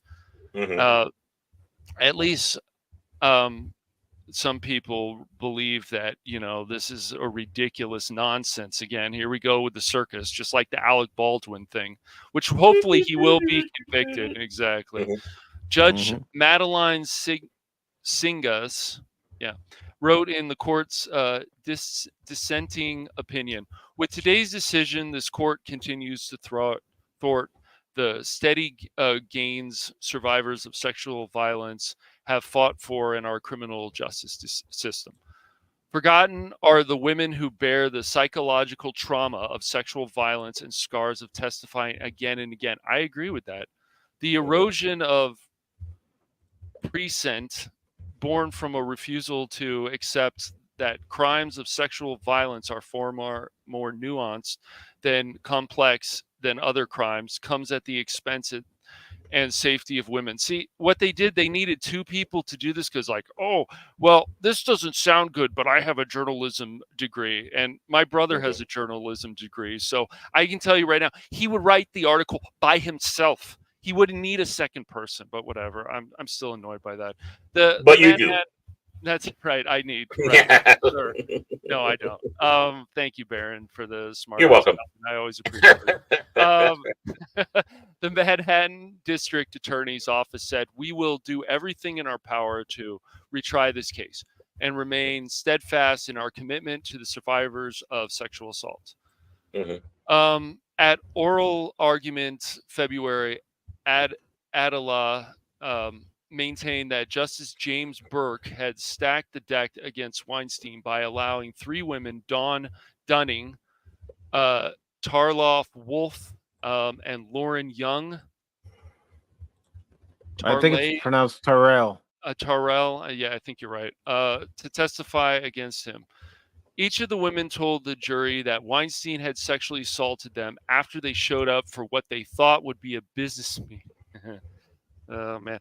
Look, have people forgotten that the casting couch has it's always existed in Hollywood. Many years. And there's some people who had sex just to get that job. Yeah. They were using it for their advantage. I mean, it happens. Really, honestly, they know it. Exactly. The so-called Molinics, I don't think I'm pronouncing that right. I guess maybe I am. Witnesses were called to show that Weinstein's assault had a common pattern and that he was not confused about whether or not the victims consented. Of course not. Weinstein's defense argued that the effect of the testimony, however, was to attack his character without shredding any light on the allegations for which he was actually charged. This is a major prejudice, Adela argued in February. It's saying he's a bad guy. He's a Idalia. bad guy. He's a bad guy. What was that? Idalia. Adalia. Okay. The defense also challenged the judge ruling allowing the prosecutors to attack Weinstein's credibility if he had taken the stand. Before the trial, Burke said he would allow prosecutors to raise as many as 28 separate incidents of alleged misconduct, including bullying, oh boy, and threats of violence. Weinstein did not testify, and the defense argued that the judge's ruling effectively foreclosed his ability to effectively defend himself. Okay. The issue of prior bad acts testimony was also raised in Bill Cosby's successful appeal of his sexual assault conviction in Pennsylvania. In that case, 5 women were allowed to testify to buttress the one allegation that was charged. The Pennsylvania Supreme Court overturned that conviction on different grounds, finding that prosecutors had reigned on a promise to not prosecute Cosby. Reneged. Reneged.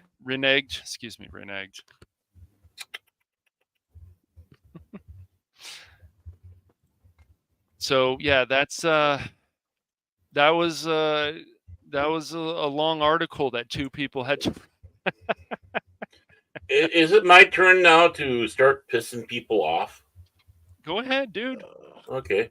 Go ahead. Reneged. Okay. Yeah. Well, one, Mhm. he's not out of the water yet, as he sat back No. and said. It still opens up doors. 2, I He agree. still has that When- case in LA that Mhm. needs to go to trial. So Right. Yeah. But to bring in, I agree. To bring in hearsay, bringing hearsay like that is dangerous. Again, it's accusations. It's not proof. But you're going to use that as an example to put a person in jail, even though there's no proof that he committed what he's being accused of on trial. That's Mhm. never been taken care of. That Mhm. that hearsay. Anyone who watches Perry Mason would know is It's not fake. admissible in the court. Mhm. You have to do it on the merit. Is it rough on the women going through that? Yeah, I sympathize wholeheartedly. Mhm. But it's no different than having a family sitting through how many court cases of someone that they Right. knew Yes. that had been murdered, Mhm. or even You someone got it. who had grievous harm done to him by someone in brutality, having Mhm. to sit through court. Look at the Goldman family, and they went through the first trial, then they had their Ugh, other trial, yeah. which I kind of, Mhm. I kind of wonder when you have someone who is found not innocent but not guilty, and then going to do a wrongful death on it. It kind of goes into double indemnity, in my opinion. But Yeah. but the thing is you have to do the case on the actual merit, the proof, the Yeah. proof of the pudding. Actual witnesses that did see it. Yeah, I saw him do this, or I saw the aftermath and how this person was afterwards. Justice is not pretty. Justice is not clean. No. Justice hurts. Yes. You have to relive things. Yep. And I hope no one has to go through that. Don't get me wrong. I don't want anybody to go through it. I don't want me and my family to go through this. Yeah. On a personal level, we had our own issues with certain things, and it still is causing harm and hurt. Sure. But as that goes, no matter what, people have to live with it. What happens to it? It's hard. It's painful. But in this case, yeah, you just can't bring somebody in and say, well, okay, did you file a charge? No. Is there any proof? No, I'm Yeah. just saying it. no, You but can't go I on that. heard somebody who Mhm. said this. And Right. how many times have you watched a TV show where the judge will say that's hearsay? Or Mhm. if you even go into an actual courtroom, if they allow you to go in, and you can Mhm. actually hear a judge say that's hearsay. Right. Right. Well, This it's is just It's just like they talk about in this article about the Me Too movement. Well, here's the problem with that. There were some good things that happened, like the whole situation with the gymnasts, because that was Mhm. completely wrong what was going on with Right. that trainer basically at I won't say basically, was going wrong with that trainer at Michigan Yeah. State. That was wrong. And so that was good that that man got exposed. I can't think of his name now. Shit. Yeah. But the Me Too movement also, people were like, "Oh, I can use this as a weapon," and that's Mhm. when it becomes a big problem. I can use this Well, against men to take their jobs, and it's like, "Oh, that doesn't happen." Yes, it can. Yes, it yeah, can. it has, and You it don't lie. has. Yes, it has. We're doxing you. We're going to Yep. dox you and tell your work and Yep. with the hearsay and all that. It's And destroyed, and women too. It's not I just also men. right, Women exactly. too. I want to also know during those interviews with those women if those employees, those bosses said that, "Oh, are you fine with these jokes? Are you fine with that workplace?" And if they said they were, and then they changed their mind because they felt uncomfortable or they wanted another position, well, that's a problem in itself too. I would like to Yeah. know because they make these jokes. Not that I'm saying you should go to a cubicle of women, "Hey, baby," blah blah. But Mhm. um, I don't think that's appropriate at a works thing. But if they No, were no. fine with those jokes before around the water cooler or whatever, and then they decided not to be, it's like, then maybe you shouldn't have been working here in the first place. I don't care Well, who. not Yeah, necessarily even hearing it, partaking in it too. right. I Partaking. tell you, Exactly. I heard Partaking it. some. They got drunk I, and things happen. People Mhm. had sex on the copier or whatever. I don't know if that still goes on, but maybe it probably. I don't know. I don't know. But I mean, I've heard women in the workplace with their colorful analogies, you might say, that would No. send the man to HR now, uh, Yep. fighting Mhm. for his job. Now, I'm not saying Harvey's innocent, right? No, I am I'm not not saying passing it that. either. No way. Right, I'm not saying it, Yeah. but I am saying that they do have a point on this, and you should have Yes. had enough other evidence Yep. to nail his He did ass. this. He raped Yeah. me. He sexually assaulted me. Okay, that's Mhm. oh well. You believe all women or believe all this. It's like Right, okay, but what about the ones who are lying? Because there are right. people out there who will lie for money, Uh, for fame, for yeah. power, whatever. Yeah. I don't ascribe to that. I don't ascribe to believe all Right. women, just like I don't ascribe to believe all men or believe all children, because I'm sorry, Yeah. when you start doing that, then there is no chance to have justice. No. And justice sometimes involves spirit of the law as well as letter of the law. But in a court case, you kind of bound to that letter of the law because you're going to put somebody away Mhm. for a long time, if not forever. You're the same people that scream and cry about someone who's put into prison for a heinous Mhm. murder Right. and might be on death row, and then your Right. your tune all of a sudden changes now.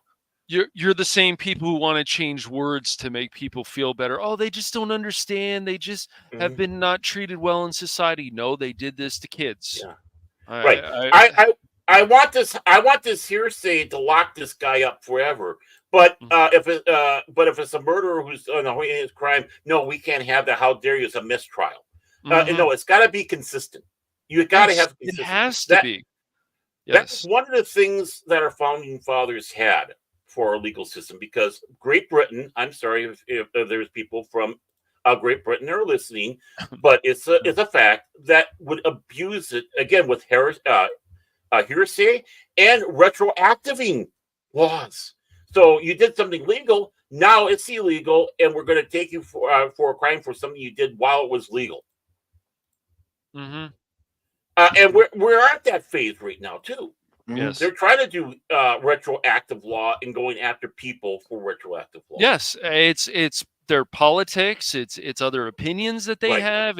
That's scary stuff. That's communism. That's socialism garbage, whatever, Yeah. Well, you're seeing More the justice communist, but system being used as a weapon that's right. than Just what like it's the Me supposed to Too be for. movement was used as a weapon, just like a lot of these other organizations that claim they're helping their communities or they're Yeah. helping the cause. Right. Yes. And meanwhile, they get richer because Mhm. of it. follow the Uh-huh. money trail. Some of them And do. people They're suffer. scamming people. Mm. That's right. Oh, well, take a look at it. I mean, all you have to do is take a look at Sharpton and Yes. Jesse. Yes. You have to look at those that were part of the BLM movement, where Some of they them were. did. Yep. Oh, very much so. And it starts Buying making you mansions wonder. and so on. I mean, that happened. People can Right. look it up. That all We happened. can't. Yeah, it's a fact. People abuse this stuff. The one place it shouldn't be in is the courtroom. And No. yeah, as they stepped back and said, it still opens up that they can still try him. Right. Right. Which they should be. But able now, to. Yeah. but now it's going to be. Mhm. Well, the thing is, again, that was before the United States of America with the Salem witch trials. Again, that was one of the things that the founding fathers were wanting to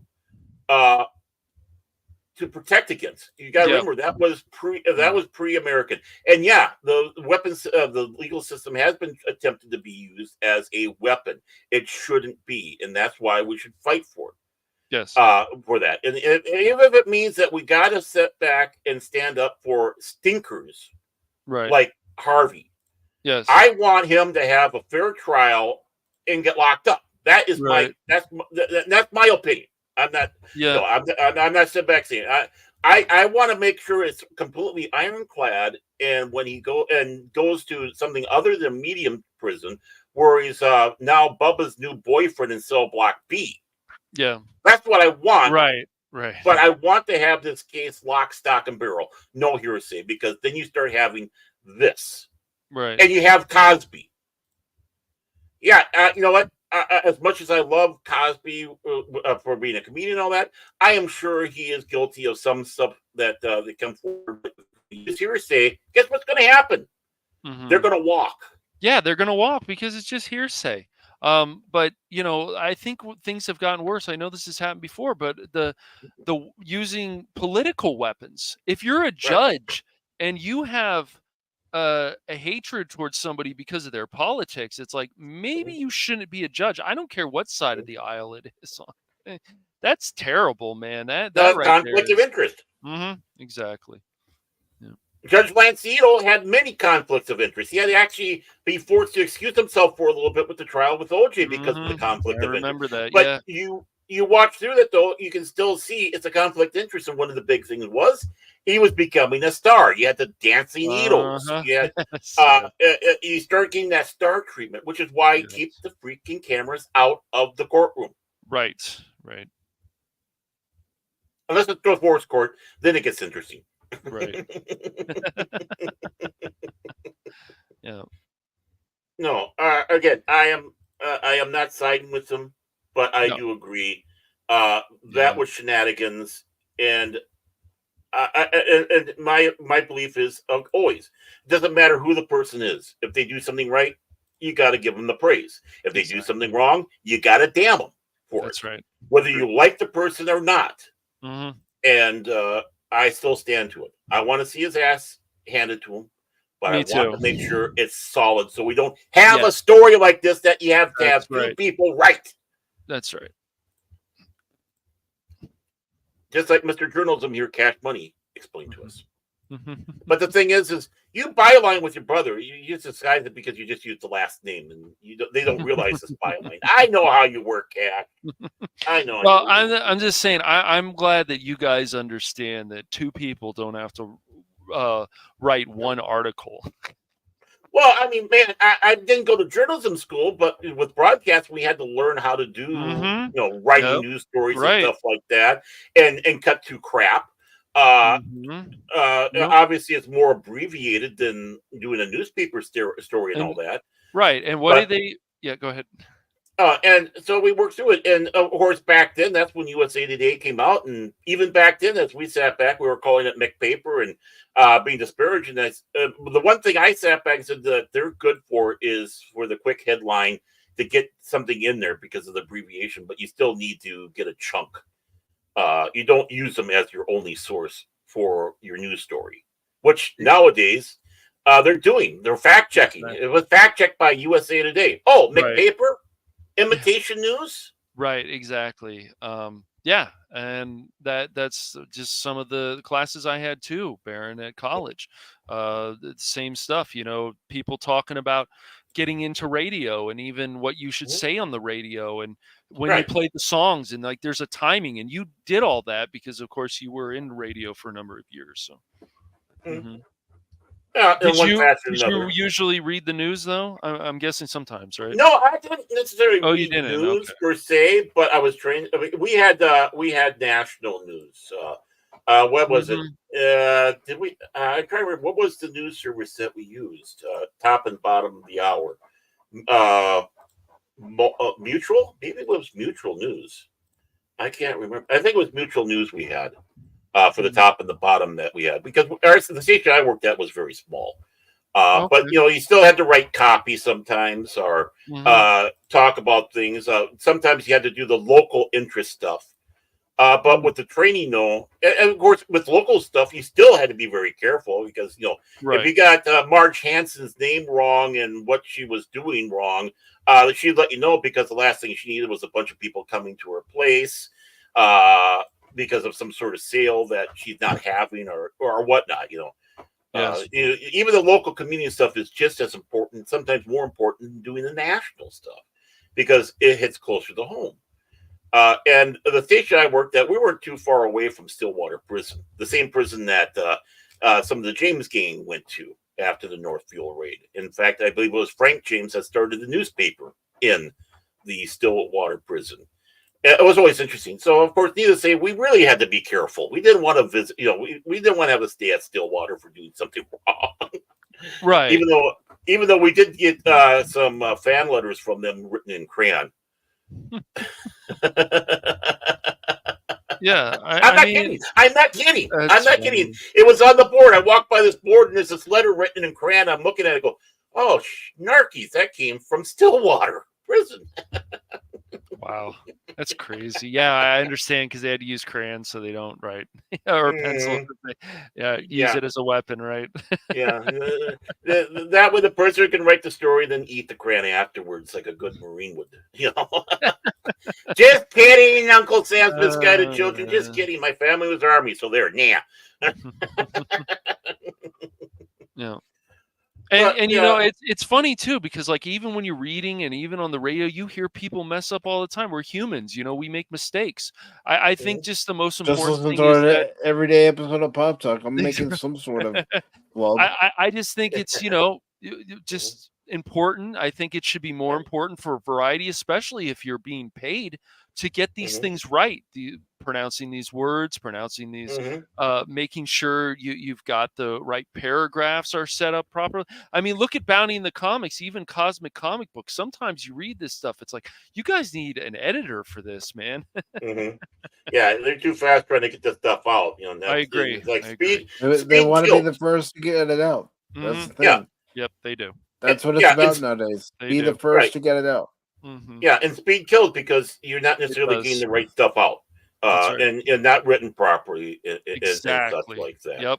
Yep. So, I mean, here's another case. Back when you had the Republican Revolution back in '94, and the Republicans took both houses, and Newt Gingrich became the Speaker of the House. Connie Chung goes out and has an interview with Newt's mom, right? Mhm. And Right. then she did the one thing that destroyed her career, other than being married to Maury Povich. Uh, she goes to the mother, between you and me, which instantaneously that means off the record, right? Between you and me, you and me and the walls, nothing else, right? When you say that, that means off the record.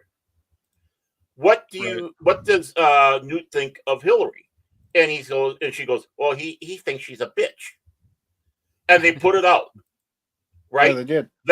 Yep. That is a violation of, again, the trust Yeah. that you're supposed to put into the press. And you had people out there trying to defend that. Well, when she said between you and me, that way, no.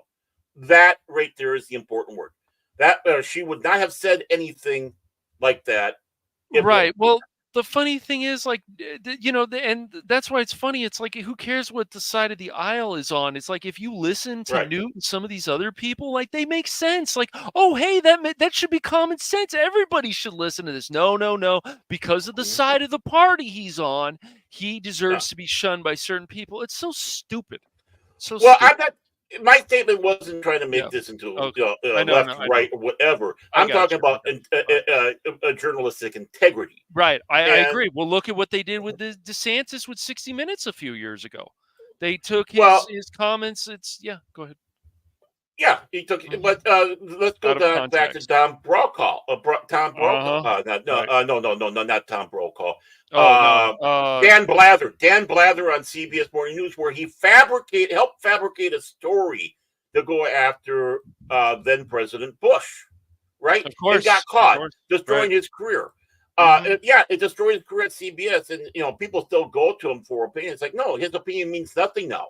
He's a Right. fabricator. He's a Was liar. that Dan Rather or this? Yeah, that Dan was Dan Blather? Blather I like Dan that. Blather Yeah. at CBS. CBS News. Yeah, As part he of that did. Swift He quote story. completely lied, and this has been going on. Oh, that's Yeah. why I bring it up. It's Yeah. always all on one side of the aisle. They smear these people. They call them these names, and then it's fine because Mhm. we know they're like this. No, you don't. And then they find out they're liars, and then we're supposed to believe that news organization still has much integrity left. Right. Come on. And now this goes back into, and let's not forget the poor guy who did was able to find the bomb at the Atlanta bombing and Yes. basically made sure people were Slandered safe. him. Right. Yeah, Slandered not only the press, the Mhm. FBI, they Right. came out publicly slandering this man. And they're mocking him. Oh, he lived with his mommy. Well, yeah, he was Yep. taking care of her. Right. And he did it to want to become a cop. He's a rent-a-cop, and all the things that they were going out and saying about this guy as legitimate news, right? Yep. And this is not a political story. This is just one guy went out there, did the right thing, Right. and stood up and saved people's lives and Yes, he keeping did. other people from getting grievously injured. Right. But Right. because of And the way he looks, because of the way he talks and whatever, then they become an easy target. right, That and the happens fact as that he well. lived with mommy, Right. it's like, That he no. can't help his mother. Right. Exactly. yeah, I mean, he's helping his mother. How noble of him. Yes. I mean, at one time, people would be going, "Oh, look That's at him. what He's taking care of his any mother." child should do when their Yes. parents gravely Mhm. ill. I had to do it I- when my mother had a heart attack, Mhm. Mhm. and I'd do it all over again if I had to. Right. And I know people, same thing. They made sure to help try to take care of their parent or other family members for that matter. Yes. So again, why is this connected to the court cases? Because news cases with hearsay can affect judgment. Exactly. One of the reasons why you put a jury into a room where they have no access to the news. Look, it's the same thing with the Jonathan Majors. Yeah, Jonathan Majors. That we were not going to be people who were going to jump on the case until we saw all the No. evidence. Right. Ugh. And we No, speculated even both sides when on we it. had someone send right. me a DM saying I have new evidence saying that he didn't do it, I didn't go with it. I'm like, nope. What was he, Sam Spade? You got new evidence? You're Sam Spade. You hit the pavement and walked, and I'm letting this court case play out. Once the Mhm. verdict is reached, we will talk about it again. Just like Right. with Rust, any new information comes out, we will talk about it again. yeah. The only reason why we were hard on Alec Baldwin and still are is because he's opened his mouth so many freaking times. He's an example of a piece of shit. The man Right. has gotten worse, and he Mhm. should be in jail along with the armorer. And Mhm. hopefully he will. Mm-hmm. Right. And this is off of him. Mm-hmm. This is off of what he's saying, not hearsay. It's coming out of his own mouth. That's right. He's saying things that makes the lawyer bang his head on the desk going, Alec, you mother trucking moron. Because he knows his job just got even harder. Right. Mm-hmm. Yeah, well, Geraldo has been wrong about things, and he can. Oh, Geraldo? Yeah. Geraldo, he's a- Faldo. Yeah. Well, remember, Bette Midler at one time accused him of, sexually assaulting her. I'm not kidding. No, I'm sure she did. Yeah. What happened to that? What happened to that story? What happened to all that? If you're going out there into the public and making that claim, well, shouldn't it have been investigated and looked into? I'm not saying he was guilty of it. Yep. I'm not saying she's lying. Mm-hmm. I'm just saying there's nothing we can go off on that one. Mm-hmm. And hello to Whoopa Troopa, who says, Megatron. Whoopa, whoopa, whoopa, whoopa. I don't trust that whoopa. Silence, Baron Scream. Whoopa is a fine Decepticon. Exactly. That's the problem. Yeah. Well, then again, I am pro Starscream. I'm pro Starscream, so of course I am. Yes, of course. But yeah, I hope I sufficiently pissed off a lot of people and triggered them by making that Right. statement about. I hope I did too, man. And here's my response to it, guys, because I let you guys take that whole part because, well, that's what I do here. If there's something that you guys are passionate about, a story that you want to talk about, you're passionate about, well, I'm going to let you guys take the reins on it. And again, And if people got butt hurt, well, you know what? Grow thicker skin. Right. That's right. Because again, like I said, I am not exonerating him. I'm just saying, do a better job going after him, guys. Yeah. Make really, it locked. Make please. it. Make it a case where you can't have an overturn like this. Mm-hmm. Do it so, again, like they said, don't let the victim have to go through this crap again because you were sloppy.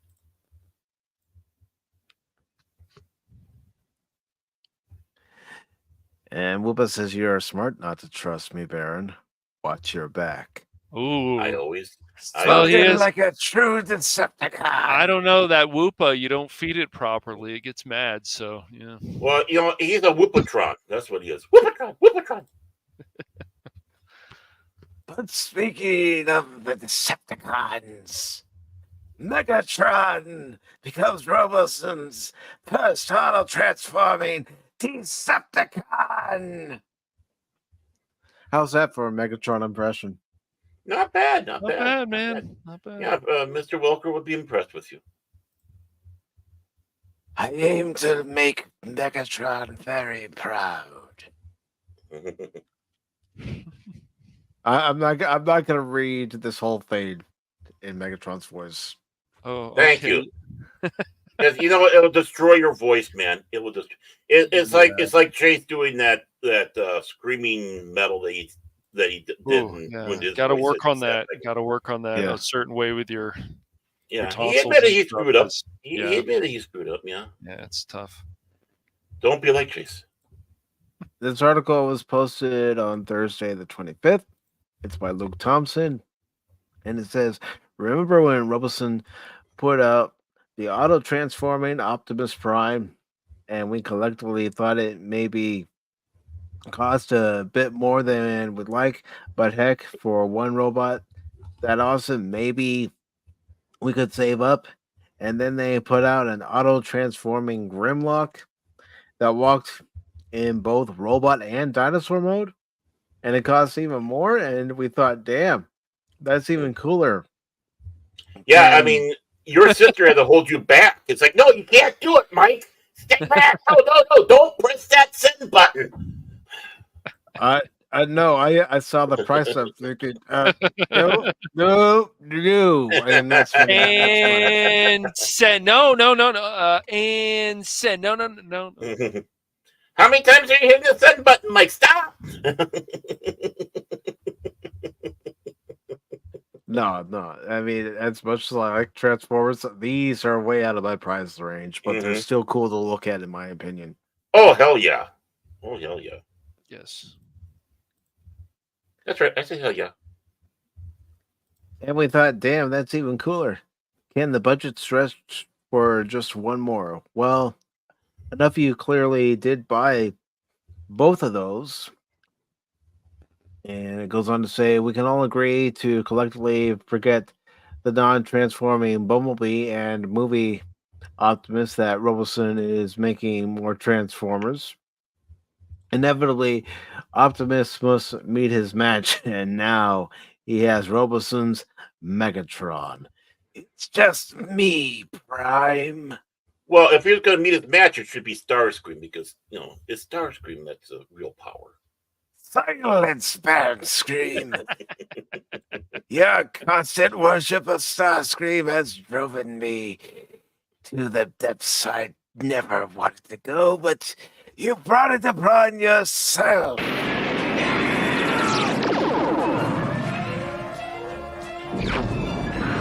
Extinction to all traitors! You are a traitor, Starscream, and this is your future. Disrupts my coronation! Coronation, Starscream? This is bad comedy. Megatron? Is that you? Here's a hint.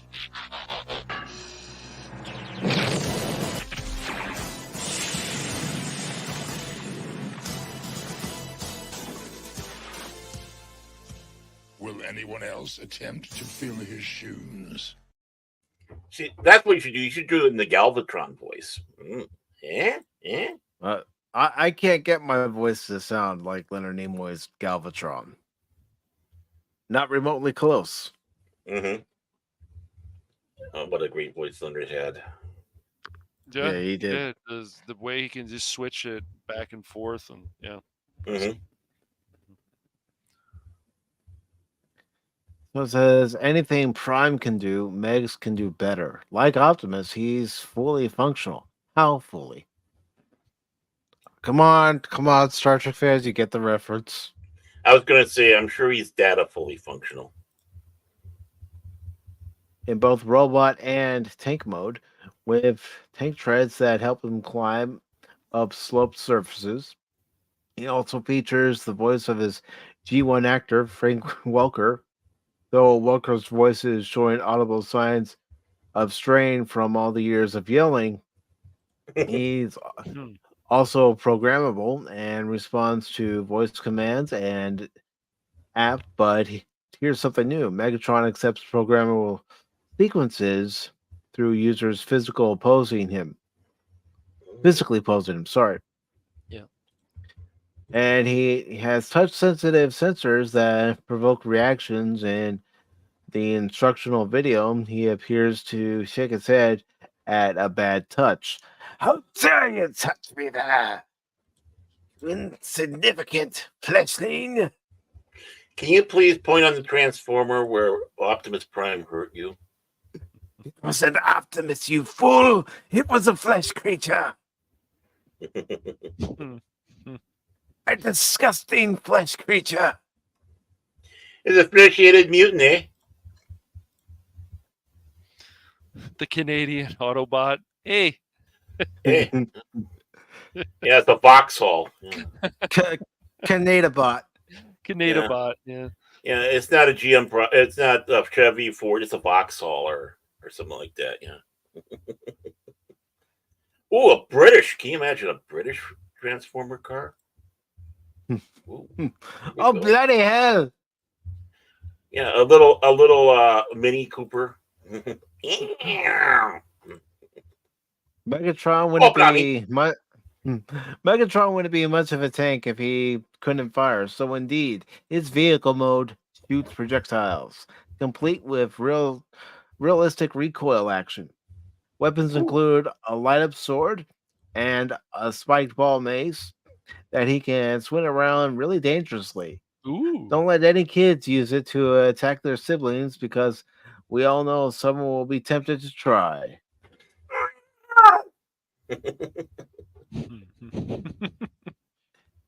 And we will take a look at this video.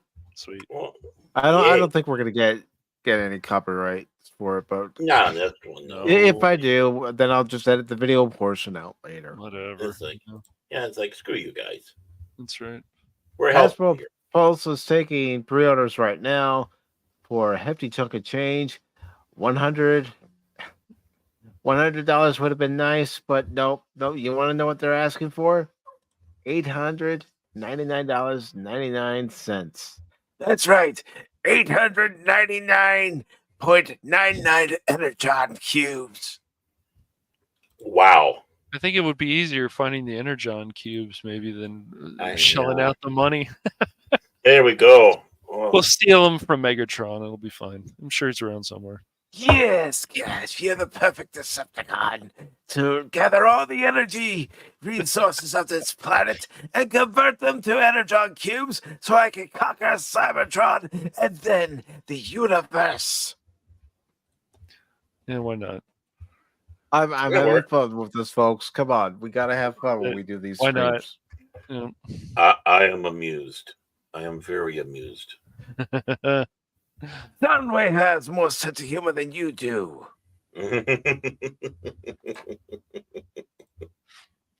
You He's fool. NPR bot, man. NPR bot. So. Ooh, Ampere. Yeah. Oh, there we go. Well, that's a true Decepticon, then, is the NPR. I agree. It is. MPR bot, what are you doing? Well, Optimus, Megatron sent me here to stop you. I'm here. Oh, jeez, Prime. This guy's gonna bore us to sleep. He's gonna make us go into stasis lock, Prime. Don't listen to him, right? I have the special. I brought the Energon cubes today. Yay. I'm going to make you listen to Has this more special personality interest than this guy.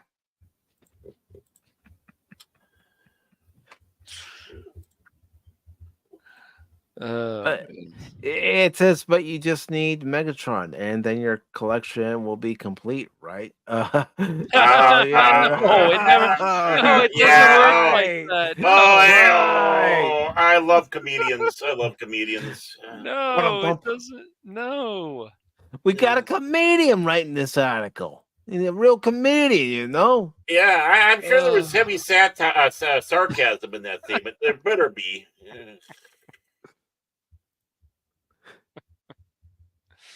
Hey, Whoops, he tries not to manage the British if he can help. You would feel both, huh? Both of you have Yeah, I something tell against ya. the British. They do, I tell you. One Well, you could step have a- closer to Skynet. You're Yep. not wrong. Well, you could have a French one that go around in a car or a Citroen. You know. Yeah, sir. I agree with Anonymous. Yes, Come yes. on, man. Massagitron. Massagitron. 5-speed variable, folks. Yeah. You feed it $1 and it gives you a massage. One more dollar. Happy ending.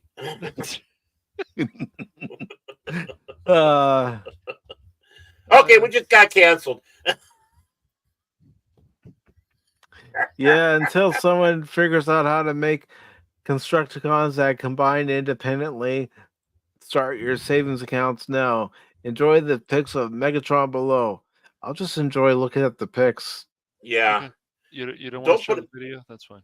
Don't. Put I'll it show past- the video. I'm showing the pics first, Cash. All Silence, right, you all right. incompetent imbecile. Megatron's coming back. Now we're being Starscream. Just Megatron. I wouldn't put it past them to try to do a Constructicon thing like that. They're probably Sure. working in their little labs. I mean, those pictures are awesome, though. But Yeah, for it is. $900, I would hope. It's just the construction of this is very impressive, no doubt about Mhm. Yeah. But honestly, that. $900, man. I mean, some people are going to buy it. Some people are Yeah. definitely going to buy it. but Yeah, Yeah. you know what? If someone has that kind of money to spend and that's what they want to spend it Yeah. on, who am I to tell them? Right, I I'm should with be spending Anonymous. that That kind of thing needs money. to be able to scratch your ass, and you throw it Mhm. against something, and it turns it. I mean, it's not like you could even display it in robot mode because once you turn it off, it goes limp. whoa, phrasing. Whoa, hey, zing! Heyo.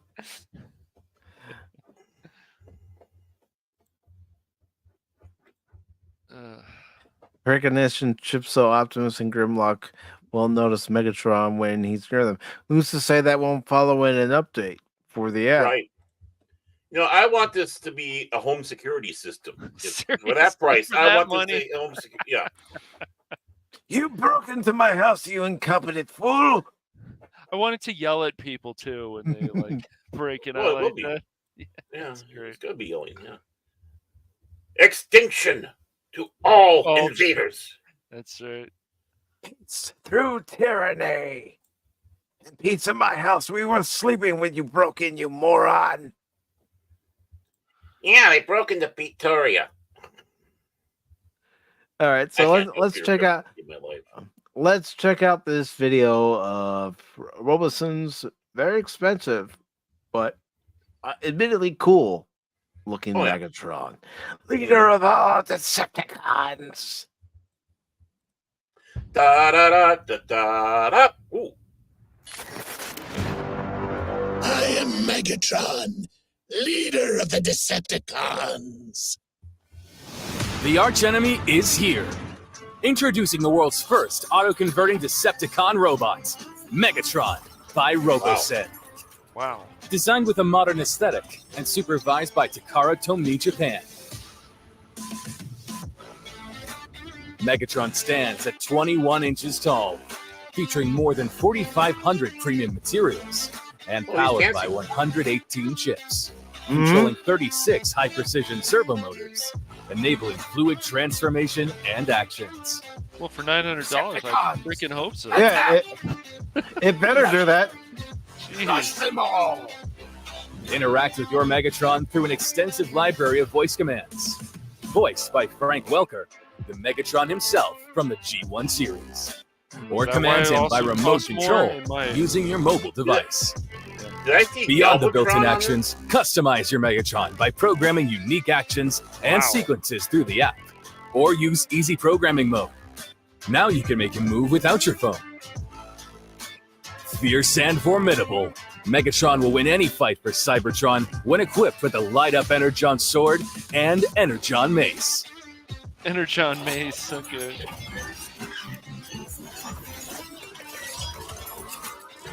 I mean, that's an impressive feat of engineering. Yeah, that is. Featuring individual controlled track treads. Wow. Enabling the tank to perform pivot turns, mimicking real tank movements. Nothing will stop Megatron. Featuring 4 tank shells that shoot up to 60 centimeters. Powered by an advanced electric spring release mechanism.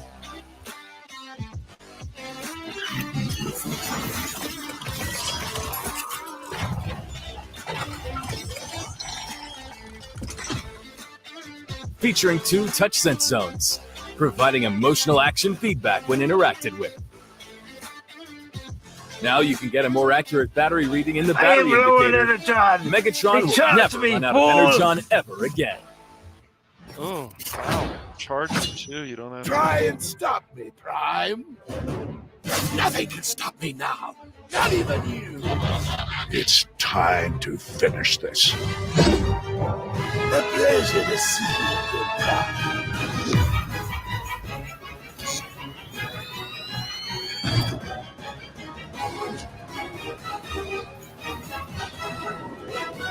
One shall stand. What the heck? One shall stand. Megatron Brian's G1 got Flagship an Edition axe. by Robosen. Order now. How about I just look at it from afar and admire it that way? Because that's what I'm going to be doing. No. Mike's going to be going to every Ollie's to see if there might be some overstock that they have in there. So how much would you pay for that, Mike? If it's not $100. I said earlier, $100. Okay. $100. $100. $17. You're not a true collector then. Yeah. No, I'm an adult who looks at that price and then goes, the adult in me goes, oh yeah, you got to pay for this, that, and the other. Yeah, man. Yeah. God. Well, what do it's you? Very impressive. What do you think about like some kind of like a game collection, like we'll say like one of the collection for some version that comes out? Do you think $250 with a statue, so a collector's edition for a game, would be too much money? I wouldn't even spend. I wouldn't even spend that much. What about Not spend 150? that much. Do you think that's too much? I think that could be reasonable, but yeah. That goes beyond my limit. If I'm Yeah. going to buy a game, I don't need to have the collectible statue. Let's be gotcha. honest. No. Yeah. I'm buying the game to play the game, not to look at a collectible statue that, if I'm not careful, depending on what shelf I put it on, could end up falling and breaking at some point. Mm-hmm. Right. True. That is true. Yeah. He has a cat. Remember that. Yeah. Yes. I do. Push.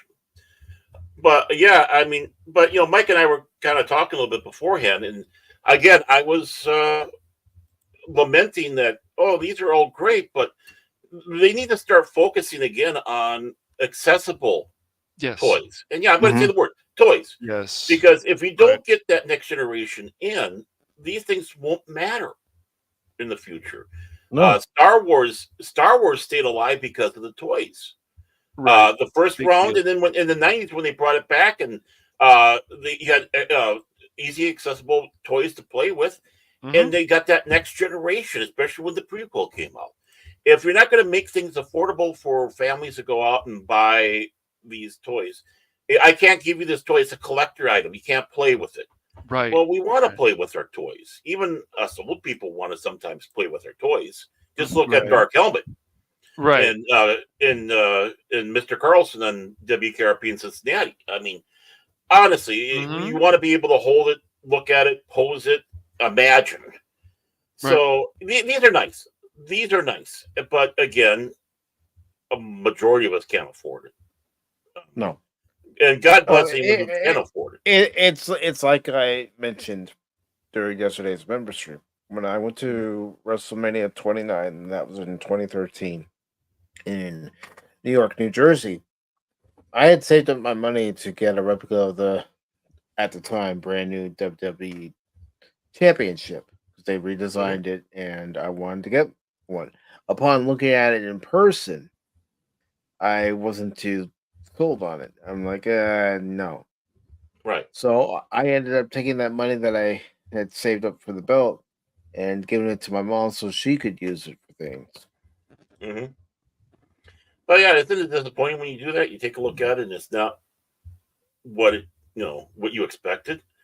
Yeah, So, that always but sucks. It looked cheap, and they were Mhm. asking $400 for it. But I was looking at them Oh. going, "No, this isn't worth $400. I mean, Forget it." no, Go no. back to like the toys of like the X-Men and stuff like for the 90s. Like those were well made too, and it's just Yeah, the and trying to DC get ones. those figures, yeah, the DC ones were well made. Even going back to the 80s, they were well made. Wonder Woman, Right. Superman, you could just tell they just. I'm not Yeah. saying you should throw them against a wall or something, but Well, no. they were still well made. And nowadays, I mean, what kids talk about toys anymore? Obviously, it's more a push of electronics, but Right. But really, honestly, when you have something physically in your hand and not digital or pixel, it does change you a little bit. Because oh now boy, you yeah, exactly. no, yeah, I heard that he's whatever. Mm, But go ahead. yeah, I'm sorry, that threw me off. I know, me too. Dang you, Crit. I don't know what to say, but yeah, we make these toys so they can be played with every day. Yeah. So there's got to be some durability. I Yes. don't know if there's that much durability with this. What if this took a wrong fall? What gears and motors and circuits might break inside of it, and it won't be, Oh, and then don't you have to forget the get it chips fixed. too. Oh, Yeah. So, mhm. it'd be hard to have that thing out because you're afraid it's gonna break. Right. You got to And, put it. and, Yeah. and if you Yeah. did have it out, you'd have to keep it in tank mode. Yeah, it's like you got to get a warranty on that or something. It's just Yeah. yeah, Talk to your probably. insurance agent. Yeah. Make sure you got the insurance going for it. That thing better be dang well durable to pay that kind of price. So you better do Right. everything that video showed, and Yep. not And just, more. And more. Uh-huh. guys. And more. Mhm. Yeah, that should be. Yeah, that should be just a taste of what you see, not everything that's going to do. But yeah, I mean, these things aren't bad. Great, you're helping a segment of a group of fans that, maybe some of them have more money than common sense. Some can actually go out and afford it. It's just nothing. Great for them to buy this. Wonderful. But, let's not forget what helped make these things come to life. Is when these people were kids and they were playing with the various toys, whether it's Transformers, GoBot, Star Wars, G.I. Joe. Yeah, they were all well made. G.I. Yeah, Joes Star are Trek. still. I don't know. Are people still buying G.I. Joe toys? I guess maybe more collectors, but I don't think kids are buying these toys anymore. It's more like electronic stuff. Yeah. Yeah. Yeah, and it's sad. And we need to get back to a little bit of that because so much creativity came out of playing with the physical toys, more so than playing with pixels. I mean, like Anonymous, he paid like $500 for his wand. That thing better do some magical things, huh, Anonymous? 5-speed variable. Yeah. It's improved many segments of his life. So the same thing with that Hogwarts broom that vibrated. Remember that? The Nimbus 3 and you get on there and it vibrates.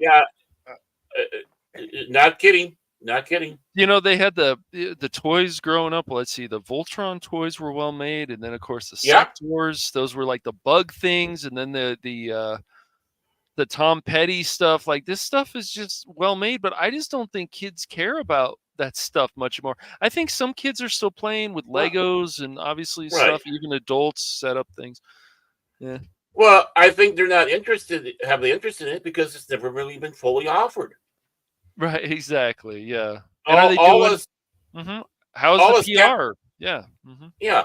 All those other ones are just buying it like mad, and they take a look. Oh, we can do this as a collector market and make even more money.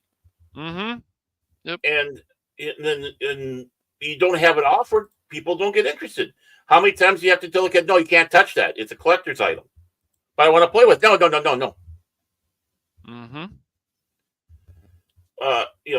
If you get pushed back all the time on that, of course you don't have an interest in it.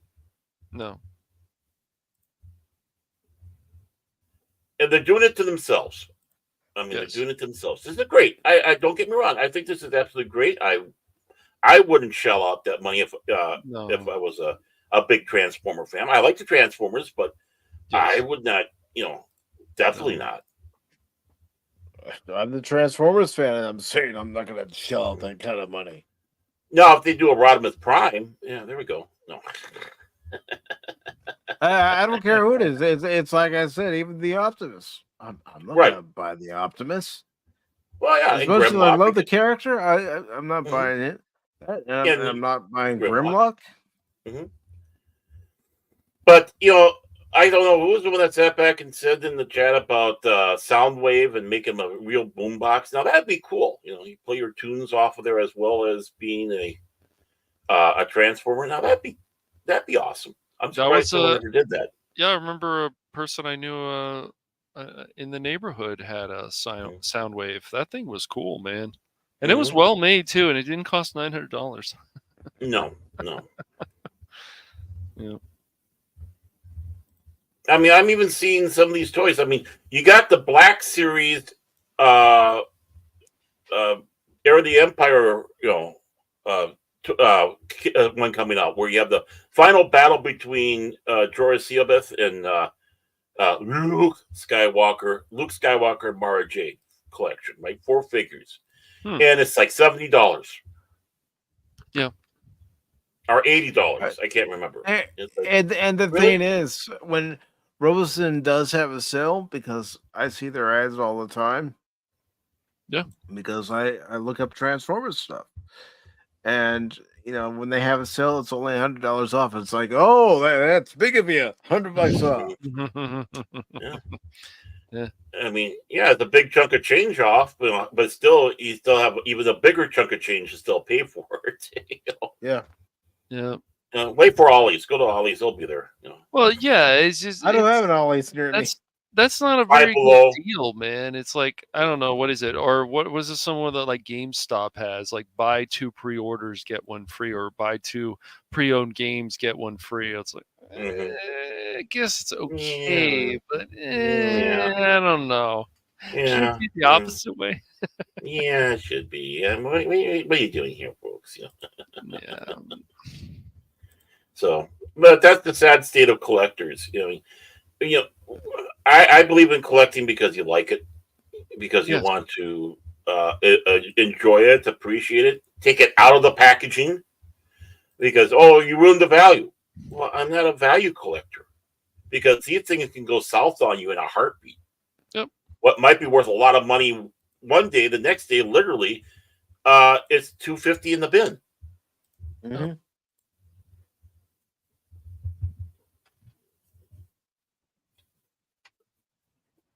That's right. Yeah. Exactly. Yep. So I still lament that for the kids of this generation, not being encouraged. Well, of course, part of it also is we can't have shows that glorify these toy products, and we can't have these advertising aimed for kids because mothers just can't handle the fact that the kids ask for it. It's like, kids have always asked for a toy. They want the Buck Rogers laser gun, a ray gun. Back in the 30s and the 40s, or the Flash Gordon one, or they've always wanted. You had that product placement. It's like just get some metal, stand up and say, no, I can't afford it this time, but maybe later, maybe Santa will bring it. Maybe your birthday. It's like just settled it down. You tell the kids, no, okay, I know you want it. Don't worry. You won't get it today, but who knows? Well, it's just that's why it's like we were spoiled growing up, man. Go to toy stores, like even like they had the Game Boy KB toy stores over here in Southern California, man, dude. You go in there, they have a nice selection of GI Joes and Turtles and whatever you're into. Really, it's like, man, this was cool, dude. X-Men and all kinds of stuff. Go to the comic book store, like this Continental Comics place that's around here. They were selling like Silver Surfer. I remember I bugged my mom. I want to get a Silver Surfer. It was so cool. Had the board and everything. It's like, man, I want that. Yeah. Well, I can remember going into places like Gemco, going into Kmart as a kid, and KB toy stores and Toys R Us, and seeing Transformers or Thundercats or any of the popular toys at the time, and seeing it. I couldn't get any that day, but it was more of my parents going, okay, what is he interested in right now? And what is he thinking about? Because there were times where I would bring a toy to my mom or dad and say, can we get this? And they would say, your birthday is coming up. Or Christmas is coming up, or not today, but if I say for instance, if I brought home a good report card, they would sometimes, not all the time, sometimes reward me for getting good grades by getting me whatever Thundercat I wanted at the time, per se. See, Cash, it would have worked for you too if you would have had good grades. I did get good grades, man. Nice try though, Baron. Nice try. Well, let's not forget the J.C. Penney catalog. Let's not forget the Sears catalog and whatever other catalog. They had you cool get that, stuff. you look right, and you circle in there which one. There may. My dad had one of the Mandalorian collections, Padawan. You might be able to find a smaller figure. I don't know if you can find a bigger figure of Cara Dune, but you might be able to find the smaller one. I have the retro version of her, which suits me just fine because it looks like the style they did back in the 70s and 80s, original run of Star Wars. Yeah. So I got one of those. But yeah, that's again, there's another thing that they screwed up on. Here's a popular character, and let's just wipe it off the face of the earth. Not even make a good character, man. Could have made that Yeah, Republic. Disney. Yeah. But that was the thing. You go through there. What's important with the Sears catalog? Sometimes they'd have an exclusive thing just for them. Yes. So you got something through them, and boom. Oh man, I remember also buying the Batman figures, and even though like the Batcave wasn't it was still like as a kid, it's like, it's still pretty cool, man. And then they had the one with like the mansion, and then it opens up into the Batcave. It was pretty well made for its time. Right. Yeah. Those are pretty cool stuff. The Batmobile and the Joker figure, and they were well made. They were definitely well made. The cape was well made, and the figures. Yep. I mean, I still got all mine. I mean, in the closet over there or whatever. So, I won't part with them. Right. There's no reason to part with them. They're such an important part of my life.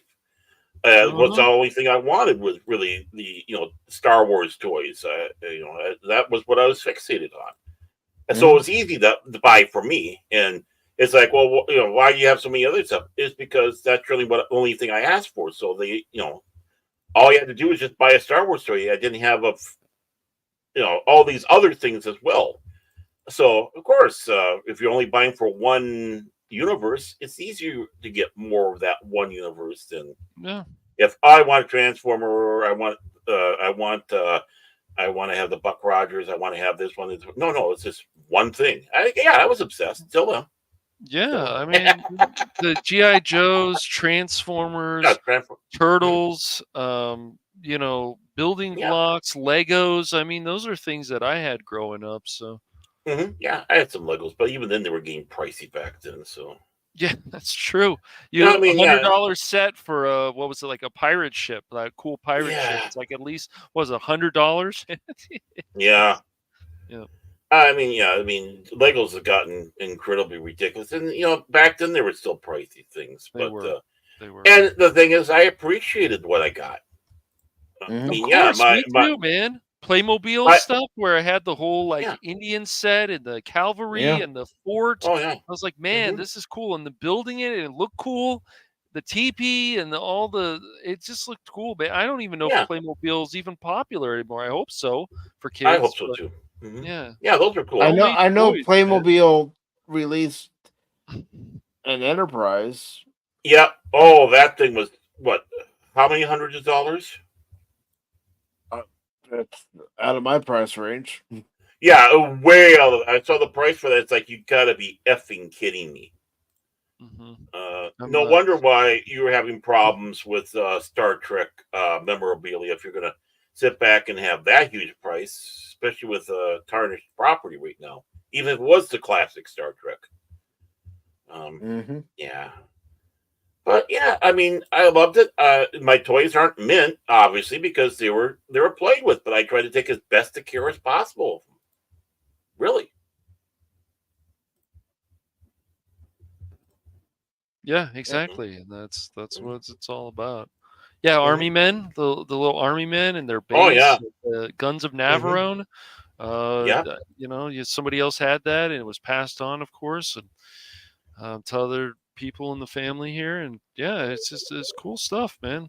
Yeah, you saw the adverts at the back of the comic books about getting your Army, or you get your Frontier set, or whatnot, and it's like, okay, because these people cared so much about the products. You see the toy commercials, and you're like, oh man, that's cool. Yeah, right.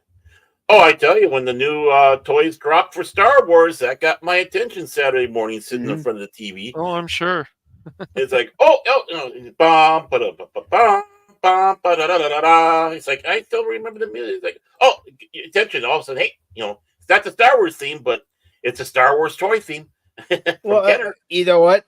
I can remember walking into a Target in Escondido, California, which wasn't too far from where I lived, and I wasn't expecting to see Star Trek: The Next Generation figures. I hadn't seen any commercials for it, any kind of advertising for it, but I walked down the toy aisle and I look and I see that they have a few Next Generation figures on the peg hooks.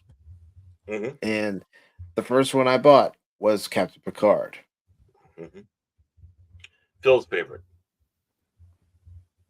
Well, I mean, he was there. I'm going, Star Trek The Next Generation figures? I didn't know these were coming out. Mm-hmm. Yeah. Was it the original Gloob one, or was it Playmates. the Playmates? Okay. My Because biggest at the regret. time, I was still, buying Ninja Turtles.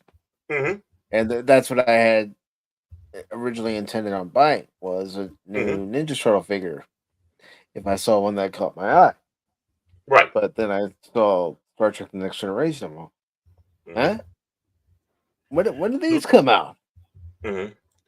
One of my big regrets is I never got the Gloob shuttlecraft, what we called the Frog, because I love that design of the shuttle, and I always regret.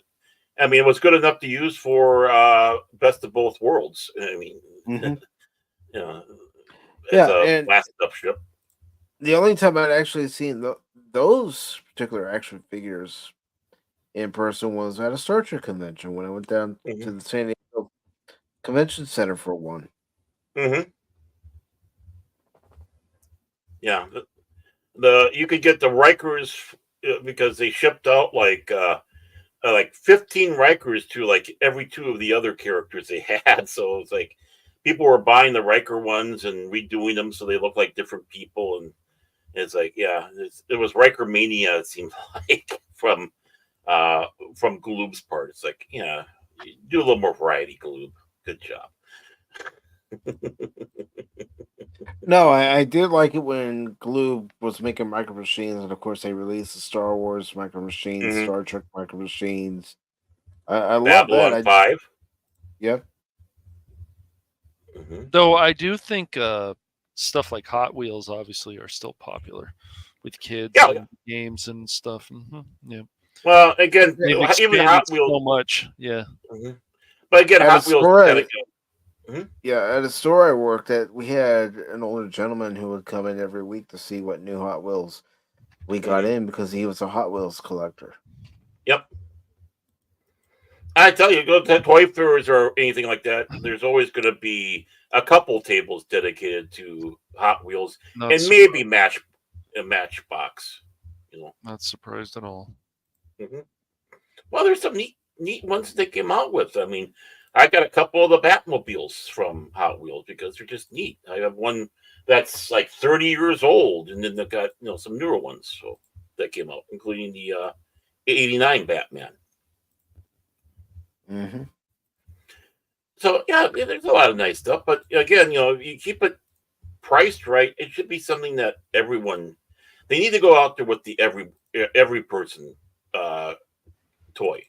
I mean, where the adult and the kids can buy it and then appreciate it. Let the kids get into that magic because it was magic. Toys are magic.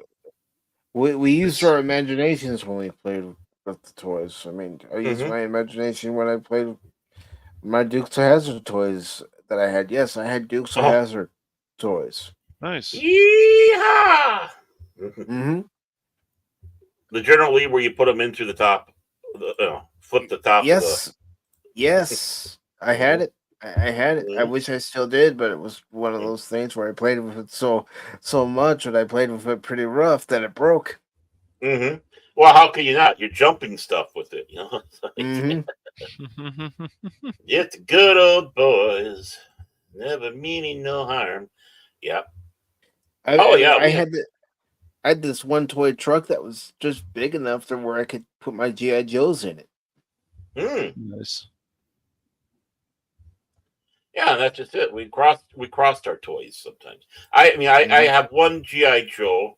Unfortunately, the rubber inside of it you have for the articulation, of course, dried up and it's not together anymore. But it's like, okay, I got one of the. It was the infantryman. It's like, oh, maybe I can have this like a backup Star Wars character, a soldier or whatever, rebel soldier or a bounty hunter or something like that. I got my mom got me a 4-pack of Flash Gordon. It's Flash, one of the Mongo officers, Lion Man, and Lizard Woman. And it's like, yeah. I got some Battlestar Galactica ones too. and it's it's like they're still there. They're still a part of me. Some Buck Rogers, Buck Rogers, 25th century. So it's like they mean something, and I think it's because the imagination. It goes with that storytelling, appreciating storytelling, getting involved in your own storytelling, and a lot better than Pixels because, like you said, just like a lot of movies and games and whatever, they have to walk you through and tell you instead of having you figure out or come to the conclusion on your own point. Yeah, I mean, I can remember going over to my grandmother's on my mom's side. And I had a set of Lincoln Logs at my house, but she also had a set of Lincoln Logs for me at her house. Because at the time, I really loved Lincoln Logs. Yeah. And, I would bring my Optimus Prime over to her house. I would, build my Lincoln Logs and actually keep Optimus inside sometimes. Or if I had another Transformer, I didn't have very many, but if I had another Transformer over, then that would be a part of it too. And I'm used to my imagination. I remember having this bag where I would put some of my toys in this bag and bring them over to my grandmother's. It didn't matter what toy was in there. It could have been a mismatch of different toys, and I would do something with them. And the Legos, Lincoln Logs, and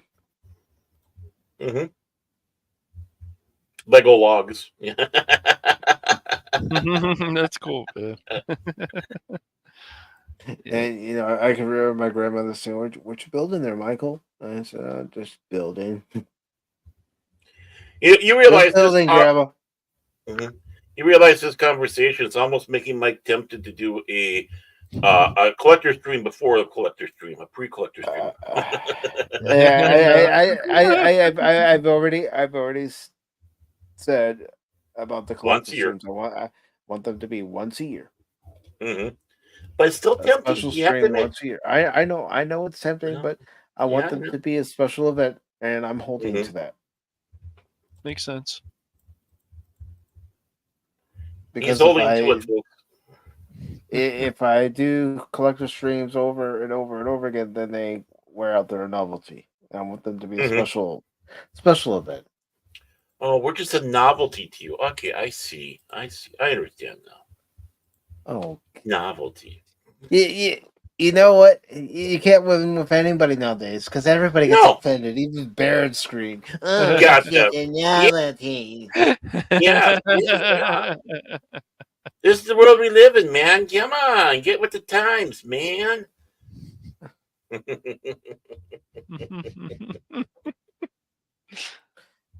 I mean, even now, I'm still planning the Transformers stream for September. I got to start working on some of it again, and some of the things I'm doing.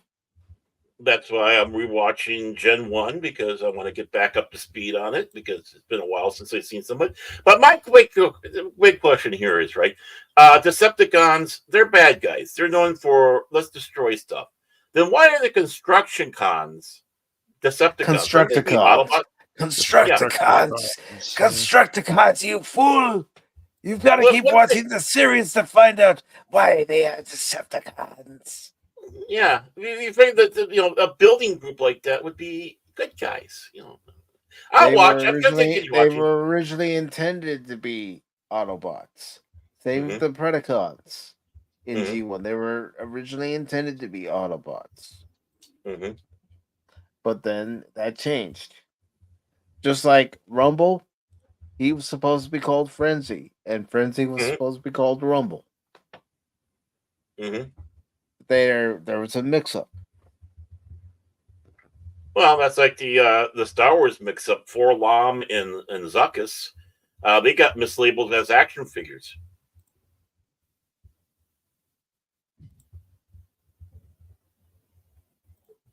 Really? Not mine. Brick Killerman. I didn't say you were. I did not say you were. With a trident. Man, don't forget.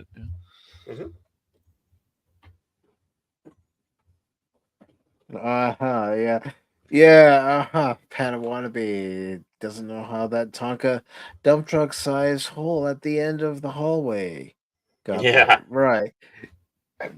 We had a planter and we didn't have any plants in it at the time, so I would take my construction vehicles and I would play in the dirt. And my dad's like, "What are you Mhm. doing?" I said, "Play in the dirt." Yeah, with Tonkas, what we should be doing with a Tonka toy. Yeah.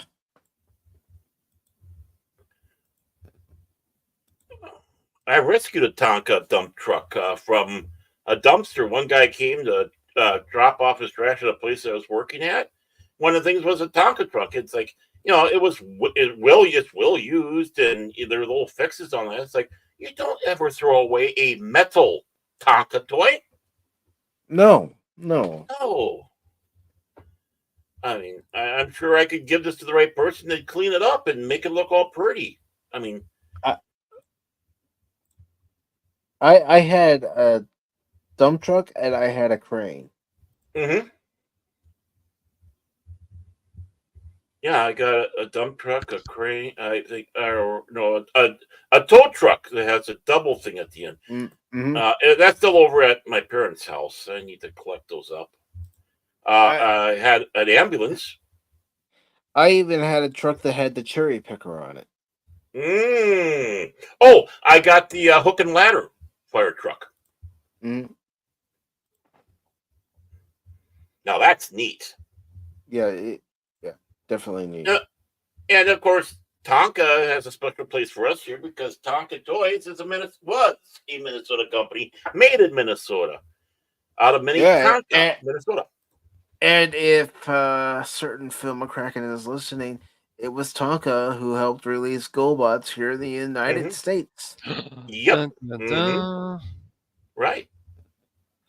Those GoBot toys are well made, whatever Phil wants to believe. Well, yeah, all of them. Yeah, all diecast toys were well made. Mm-hmm. Yeah, well, we did, but they held up to it. They held up to that abuse. Oh, they did. Well, what was it? Didn't they have where an elephant stepped on one? And it didn't crush, or I can't remember. Somebody did something like that. So. But yeah, those are great. We need to make toys great again. Yeah. Well, I mean, we could keep pushing on social media that they need to make these toys great again, but I don't know if it'll help. I don't know if kids care anymore, and I just Well, I think they don't care because they haven't really. I think the moment they start experiencing some of it, they will, especially if it's tied into something that they like. Agreed. Mm-hmm. So, I mean, that's the important thing. You got to do it to where they have the interest. Mm-hmm. Mm-hmm. Yeah, well, that's with anything, if you want someone to get into a series that they've never watched before, you show them the series from the very beginning. Right. If someone wants to get into Star Trek, I'm showing them the original series. Yeah. Mm-hmm. No, I want to watch the new stuff. No, you're gonna watch this stuff. Mm-hmm. No. Yeah, this is where it began. Yeah. You're gonna watch Star Trek proper. Mm-hmm. Right. It's you can't call yourself a fan if you haven't experienced it. Just like you can't call yourself a Doctor Who fan if you haven't experienced at least some of the original classic series and see where it came from. Same thing with Star Wars. You got to at least see proper Star Wars. If it's all just the new stuff, then you are trendy. I will sit back and say that. I'll be elitist that way. Yes. Because Lord knows they are. You know what I might do next weekend?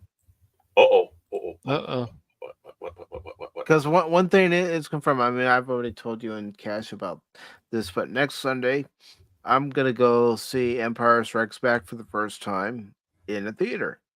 But what I might do Saturday, because I'm thinking about it, and the ticket's not going to be expensive, is I'm going to go see Phantom Menace the day before. So Saturday, I'm going to go see Phantom Menace, and then Sunday, I'm going to go see Empire Strikes Back. Totally worth it. Why not? Yeah, I mean, it's Phantom Menace on the big screen, definitely. I mean, Oh yeah. as much as it gets stumped on, you Yeah. got to remember, people kept on going back to watch this, go 8, back to 9 watch it. times. Right. Attack So the it's like, Clones, and of course Revenge of the Sith. They went over Yeah. and over and over again. Yes. right. So I mean, as it goes, your whining is falling on deaf ears. I'm not saying it's a perfect movie or whatever, but it's still fun to see in theater. You have to go see Phantom Menace in the theater for one thing and one thing only: the pod race. Yeah. Just for that. I mean, that was the one part of the movie I didn't think was gonna, it's like I was gonna be whole hum about, and that got me excited. Oh, man, the pod racing was so cool. Yeah. It was.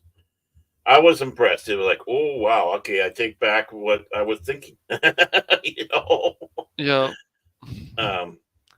And yeah, Yeah. even the Well, they Phantom made a Menace game was- of it too. And Yep. that's a fun game too. I mean, yeah, the pod racing.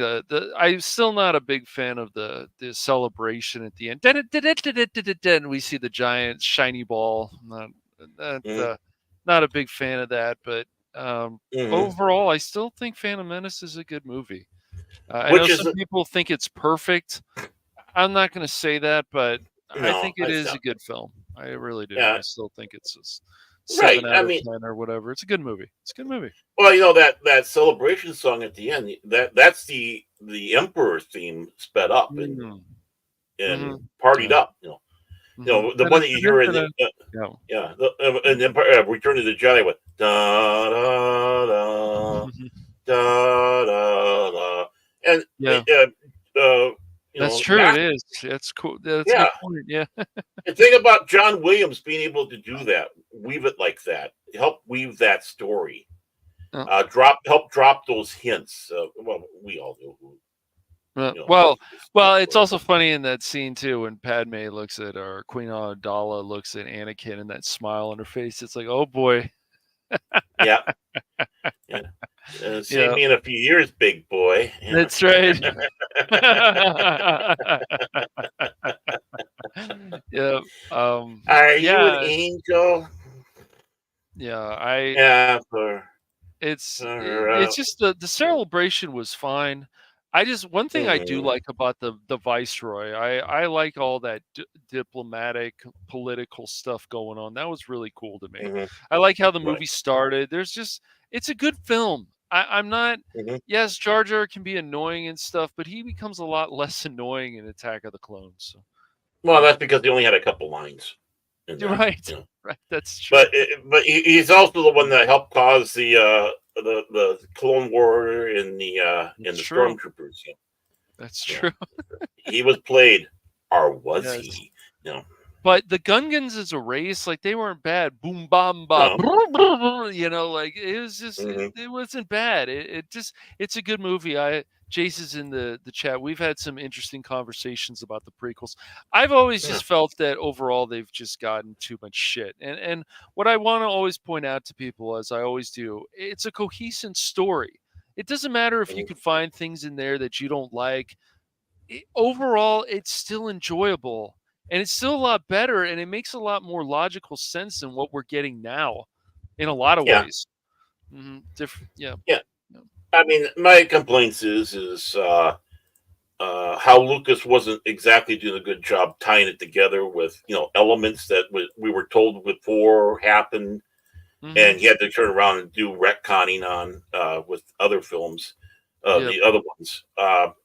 That was my big complaint with that. It's like I liked his original version where it's going to be just Obi-Wan was already a Jedi. He was solo through half that mission.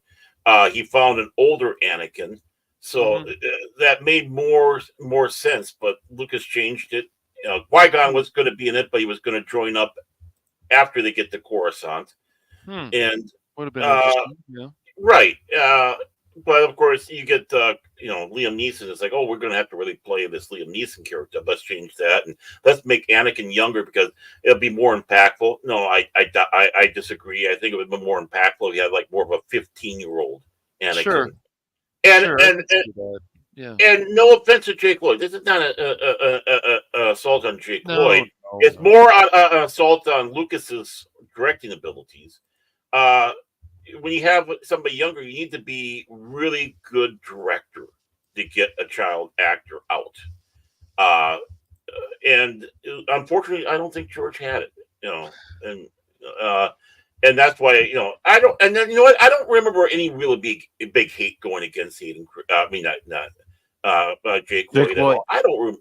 I don't remember it at all. I don't remember people found him annoying, but yeah, I don't. Yeah. I didn't always pay attention to that stuff. I mean, even Yeah. Hayden Christensen, he's a good actor. I know some Mhm. people say he's great. I'm like, nah, this is the stuff I've seen him. He's a good actor.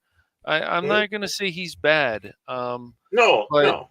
I just I could think- he have gotten better? Yeah, I guess. It also depends the roles people get too. Right. So how they're directed, yeah. Yeah, and I sense that Hayden Christensen is one of those director actors where he relies heavily on a director telling him on stuff. Mhm. And again, that's nothing bad. That's nothing bad. But then again, you got to have a director who's good. And unfortunately, George isn't. Everyone, even George himself, I think, even admits that he's not. Faster, more intense. Faster, more intense, as they say. I think it's just also you don't want a bunch of yes men around you. Like, hey George, this is something we could do better. Hey George, we could do this better and do this. Yeah. Right. I think with any director, any kind of project, I think it's good to take feedback. I think it can be a problem where you just want to be an egomaniac about things and be like, no, this is the way it is, and that's it. No, that's not good. So what do we got for movie here? We got the box office mojo. They finally came out with their stuff. I guess Yeah, so. The box office was finally updated. Yay! About time, losers. Hey, Baron, I also had a question. You said you never liked Alien all that much. Is it just the setup? Is it the characters you don't like as much? Is it just the no? I was just curious. It's not my thing. I mean, I don't hate it or whatever. It's just not my thing. Okay. I think it's in some ways brilliant. Taking that horror and putting it into space, right? Like they did in all that one, and they borrowed from A. Van Volt's Voyage of the Space Beagle. They wanted to kind of ignore that they were using some of that as the influence for that. But it's just for me, it just wasn't. It was just something that didn't really resonate with me, and I can understand why it resonated with others. I'm not saying it was a bad product or I hate it. Right. It's just not my thing. So when it comes around to horror, I'm more of your classic horror. Universal and even Hammer. Stuff like that I like. American Werewolf in London, Fright Night, stuff like that. I'm not necessarily for the let's go out and have the gore, shock effects, stuff like that. And that's just my taste. I mean, I don't like zombie stuff. Yeah, I understand that it can be when they oversaturate these certain properties, it can be too much, I feel. Yeah. And even before that too, I was never really a big zombie fan. I get that. Yeah. Yeah. What Jace was just saying, I just wanted to, because I just caught it. Yeah. No, I agree. Hayden, I'm sure he did. He likes the character a lot. He likes Anakin a lot. And I think he did a good job with it. And I think he did the best, definitely, with Revenge of the Sith. I think he had some of the best lines. He has some good ones in Attack of the Clones. But definitely was the best in Revenge of the Sith. Right, and my statement is not a criticism, downplaying him or attacking him at all.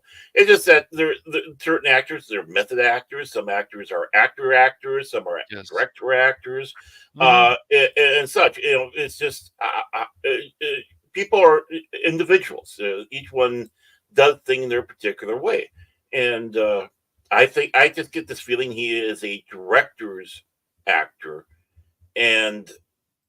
And faster, more intense isn't exactly the best way to direct him, but he did a good. He did a good job. And all that. It was fun to poke fun at Anakin. But again, this poking fun. It's not attacking him. Right. I would not think of attacking him, just like I never thought about attacking Jake Lloyd or Right. Ahmad No. Best or any of that stuff. But No. it's again, when your fans know that, you still have you have an obligation and a duty to have fun and poke fun at your favorite properties. That's right. Because if you take it too serious, then you're in trouble. It's I supposed to be agree. fun. Mm-hmm. But And yeah, I know he did a lot of work. I know he did him and Ewan McGregor both did a lot of hard work for training, just like Liam Neeson for episode 1 in Ewan McGregor. It's just that's the case. I mean, you're going to have those type of fights. It's you're going to have to work at it, and about the only one, obviously, Christopher Lee, because of his age, they had to do body doubles for him. So, Yeah, that's. Oh, I'm sure. Mhm. Yeah, this, and that's why, like, it's still disappointing to me because that Kenobi series could have been so fucking good overall. It really could have. Oh, if yeah. they just did certain things right, and I understand in the novel when he sees Vader on the screen and whatever, as I was told, talked about people who have read the novel. I may read it myself. I probably should. I've heard it's quite good. I don't know how they would work, but yeah, would it have worked in live action if you have Obi-Wan Kenobi staying on Tatooine? It might. Maybe he didn't need to go off planet. I don't know. I don't know if it No. would have worked as well on live action, but yeah.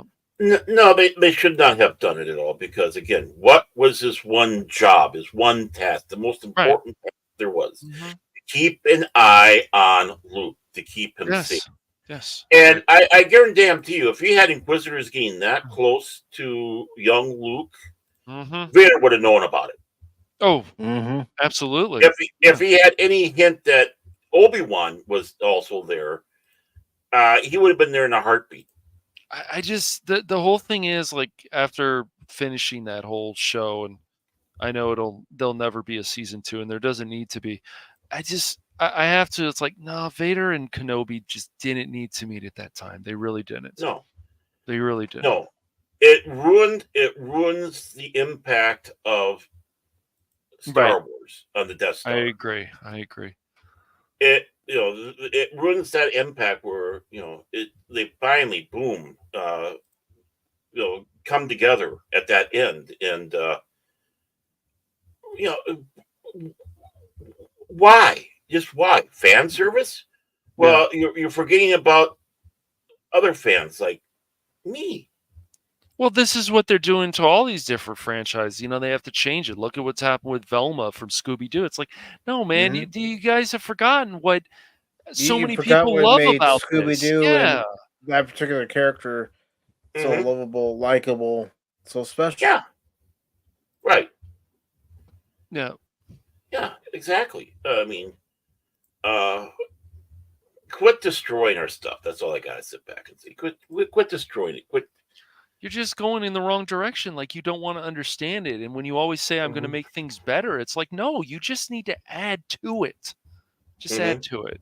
But we can beat this drum until our brains explode. It's just add to it. Right. Yeah. Well, novels, comics, all that stuff is supplemental stuff. They shouldn't be needed to fully explain what you're trying to do in a movie or a TV show. No, I agree. And looking at the box office, I mean, you saw Frozen Empire. I mean, is that finally starting to make somewhat of a profit, Mike? I know you. Well, I wouldn't say it is. I mean, Afterlife did very well for Sony. Very well. Yes. Well, yeah. I mean, remember the formula that you got. There's so many different ways you can do that recipe, but don't start putting elements in there that don't belong. Sometimes you need to cut back on one thing and bring a little bit of the other that you have part of your recipe book, or sometimes, another way, or have an equal blend, but again, stay within what the parameters of your recipe is. Don't. I mean, if you notice with Ghostbusters Afterlife, it hasn't even cracked 200 million. Wow. That's not good. No. It should have. It should have, but Yeah. it didn't. But for reasons, right? If you're making a cake, you're not going to use curry powder, right? Yeah. I mean, you might add a little bit more extra chocolate, or maybe more vanilla, or whatever. But you're not going to go, well, while we're at it, let's throw some curry in there. No. Yeah. I think one of the most disappointing thing is always it's not so much like what they're all doing and lecturing people. It's just also the fact that all this money they're just leaving on the table for all these different projects, the things that they could really do because they have all this money available. And it's just they could do so much amazing stuff from DC, Marvel. Again, they can do it all kinds of cool stuff, and they just won't. They're like, this is what we have to focus on. But okay, guys, but it's losing money. And then when people want to argue about, unfortunately, they don't care. They that they're don't. losing money cash. They don't. I know. No. We know this. So Well, now they're starting to because now they they're may not getting start the backings that they were right. getting. Yeah. Yeah. And now it's the scramble. It's like, well, maybe you should have been doing this in the first freaking place, instead of accepting all this backing from governments and government agencies to do your entertainment a certain way to get a certain message out. It's amazing what would happen. People have been clamoring to see your films if you're doing it the way you're supposed to. Yeah. And now it shows even more so the fraud that Hollywood is. Yes. Yes. You cannot trust any of the box office numbers and records that they try to sit back and tell us anymore now. Yeah, you look at all those movies besides Dune Part 2, like I know it's like, oh, but Henry Cavill's in this, but still it's like maybe if I'm going to watch this, I'll watch this on cable, or whatever. It's just you don't want to go to the movie theater for a lot of this stuff anymore because you're like, am I supposed to be excited about this? Well, yeah, you need to get the excitement. You got to get those proper tie-ins done. You got to, this isn't an event, right? You get your glasses from McDonald's, you get our Burger King. Yes, exactly. Where, if it's associated with having toys, you get that toy line going out there, good quality but affordable toys, so the kids can play with it and get excited about it. And yeah, even books and novels or comics, if that's something that's going to be tied into it. But when you start doing R-rated stuff, you can't really do that, can you? No, you can't. That's why it always flabbergasted me when I was a kid, going back to Alien, right? But Kenner released an Alien toy for kids back when the movie came out. And as a kid at that time, I was kind of, not beside myself, but, it's like, huh? Because it's like, this is an R-rated movie. Why would you tie into an R-rated movie like that, a horror gore fest?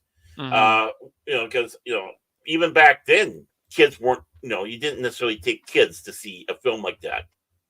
No, right? It's an adult film. But here you're marketing to kids. It's like, it didn't make sense to me. I mean, it's a neat looking toy, don't get me wrong. Yes. But that's just it. I mean, let's make Marvel films now R-rated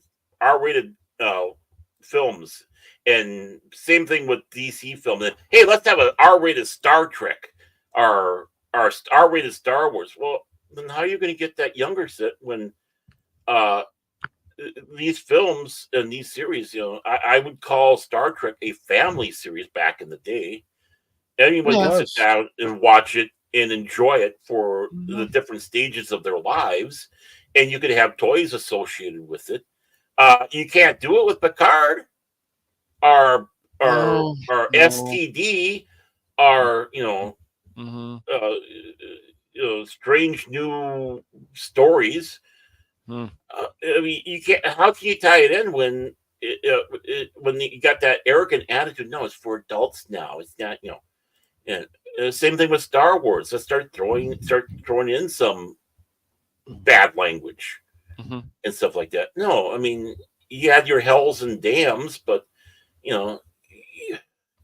again, you're not going to get that next generation. No. Star Wars is family. I know George sat back and said it's a kids film, but really it's family, right? Mhm. It's more than just kids film. Star Trek, was a family fest. My former wife used to sit back and say when it came down to a house, whenever Star Trek was on, that was everybody went and sat in front of the TV. Everyone. So we need that again. Quit pushing kids away, or the younger set, or whatever. Start being more truly inclusive. Mm-hmm. Yeah. It would be nice. Yeah, not the rainbow pony unicorn farts inclusive. I'm talking about truly inclusive. No, because like they still, even there, those characters become other stereotypes, so they become whiny. It's like, no, this is not that great, man. Mm-hmm.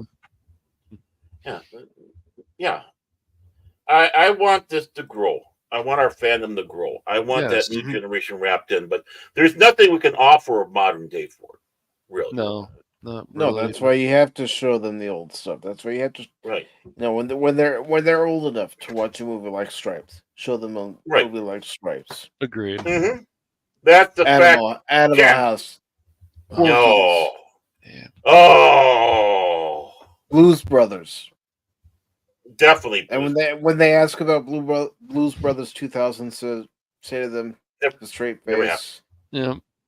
that film is an anomaly. It's not real. It's part of your imagination.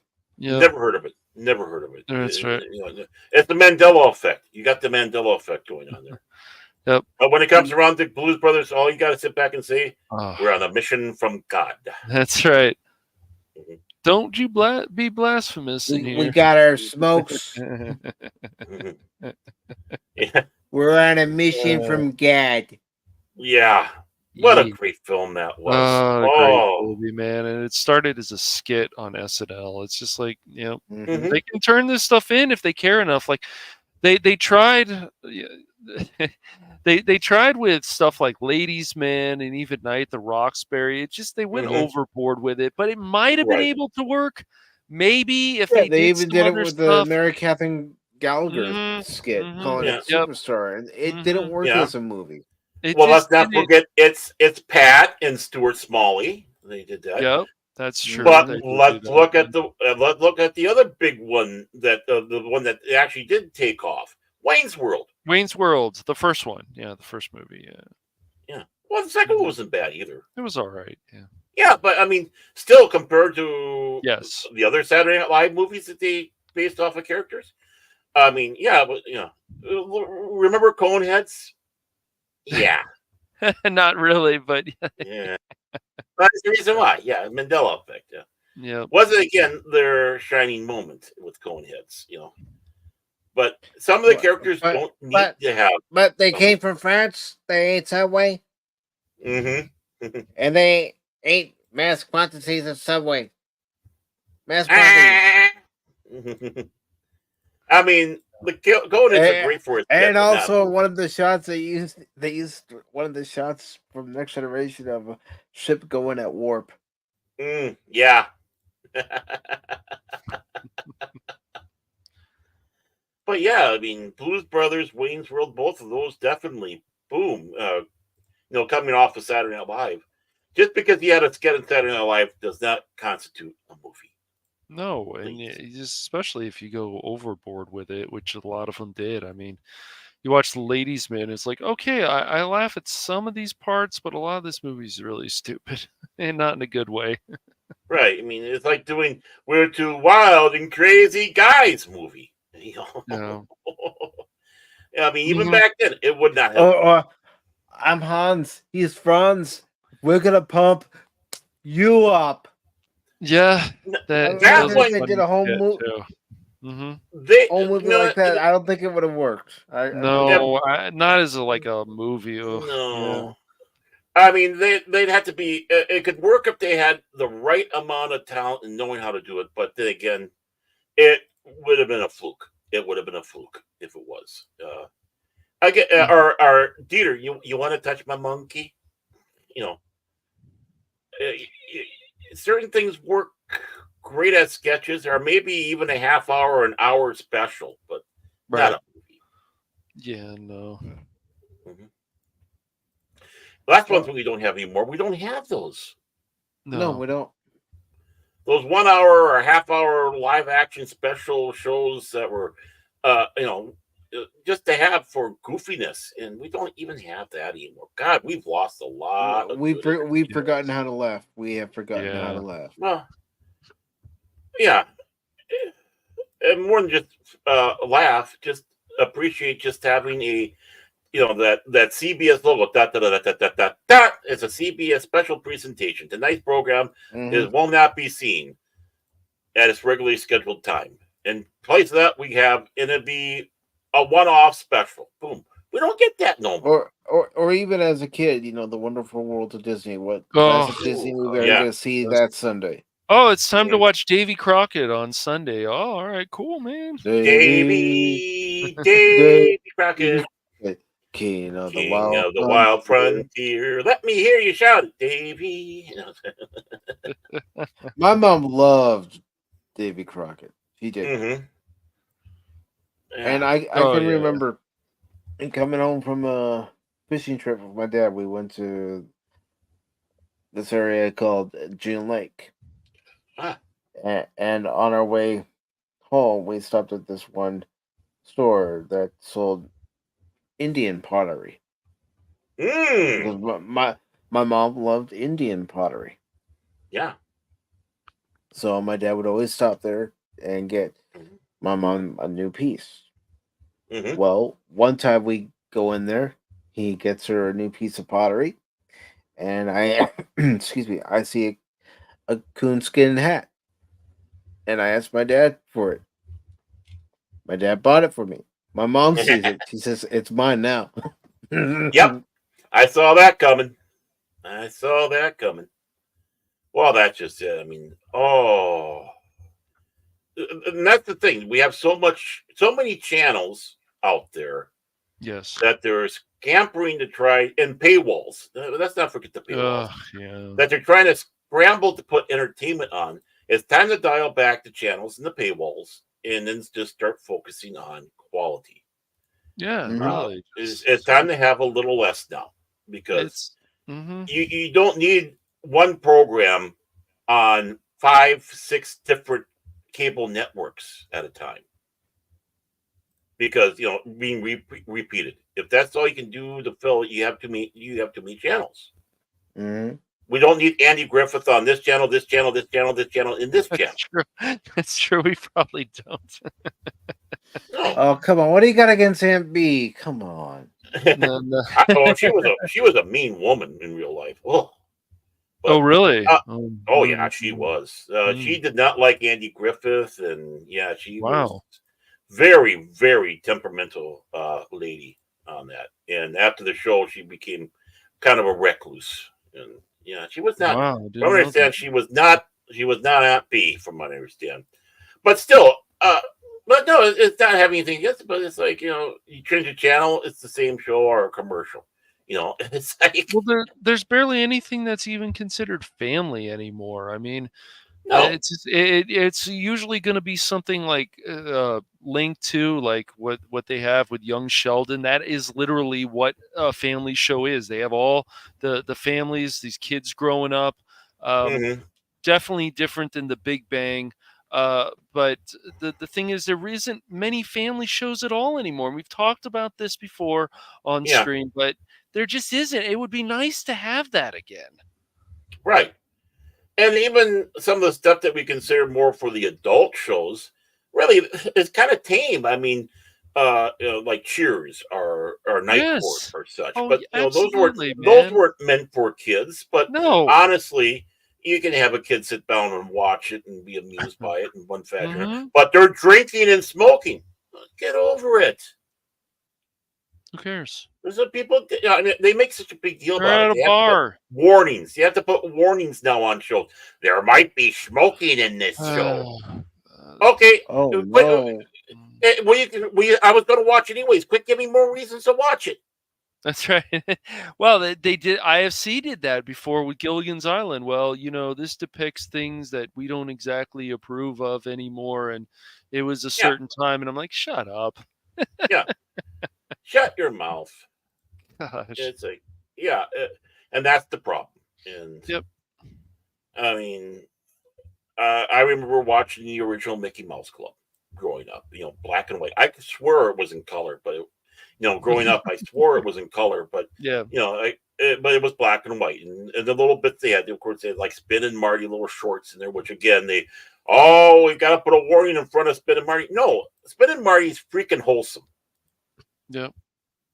No, I'm sure it is, man. And it's just, Well, it's they just have like it on Disney now. Yeah, just Disney and Nickelodeon, they've all forgotten about like how much family there could be with their shows. Like, yeah, SpongeBob, I will say it still has good messages for kids and so on. But you give shows Phineas and Ferb, especially a lot of props if they can appeal to both kids and adults. Mm-hmm. Yeah, you need to have that ability to weave in several layers of humor. Mm-hmm. So people can appreciate it. If you're young, I start appreciating it as you get older and start seeing the new facets and maybe satire or whatever that was in there. It's like, oh my, Yeah. And you don't have people that talented no more. They don't.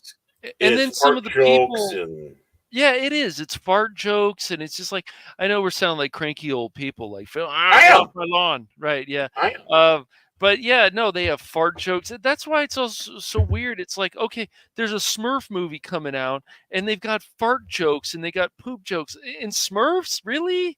Like that's Mhm. never what the animated show was about. Just No. like, just like, yeah, what is it? Chippendales Rescue Rangers. Actually, I know they Yeah. did that one, which I heard is pretty funny, but I just haven't watched it. Where they had the different characters and in that Disney movie, it came out a few years ago. They were like mocking this character. Like this one had a relationship with the bee or something from Chippendales Rescue Rangers. Just weird stuff. I've never watched it. I heard it's pretty funny. You know what I'm talking about? Chippendales. What was it called? Rescue Chippendale Ranger. Rescued Rangers. Yeah, it was. That's Yeah. what it was. The live action. Okay, yeah. Yeah, I mean, people liked it. I think it made and didn't like it, but I think it made pretty good money. I haven't watched it yet. I've thought about trying it, but I don't know. I don't know. Yeah. Yeah. Alvin and the Chipmunks, poop jokes. Mhm. I go back to this. They do a Three Stooges film. There has to be poop jokes. It's like, why, guys? Like, this is never what it was about. That it wasn't never the was. Three Stooges. That was not No. the Three Stooges. Yeah, it's ridiculous. No, it's about hitting each other over the head. It's not having a fecal fetish. Right, exactly. And yeah. So, time to go back to school, people. Seriously. Mm-hmm. You want to know how to make a good movie? Go back to school. Watch the stuff that you are so disgusted to want to see because you were told that you shouldn't be watching it because it's supposedly so horrible. Yeah, Or maybe there's a reason why they're telling you not to watch it. take a good film class that shows you film noir and different other styles of movies, older films, some are newer movies like LA Confidential and so on. These are really well-made films, and just go back and watch that and study that, and you'll get a whole bunch of ideas. Yeah, let's not forget Cash's film noir film that he did, the Silent Chin. The Silent Chin, I like that. Yeah, It's the a good one. And on that note, let's not forget to go ahead and wrap this up. Yep. We're gonna wrap it up. Oh, okay. Yes. Wrapping it up. All right. Like a Christmas present. Wrapping up like a papoose. Wrapping it up like a burrito. There we go. Burrito. Oh. So before we wrap this up, is there anything either one of you would like to promote? Well, It's looking to be still on track. Saturday, 7 o'clock Central Daylight Time on Baron Norman Tag's Phantom Legacy.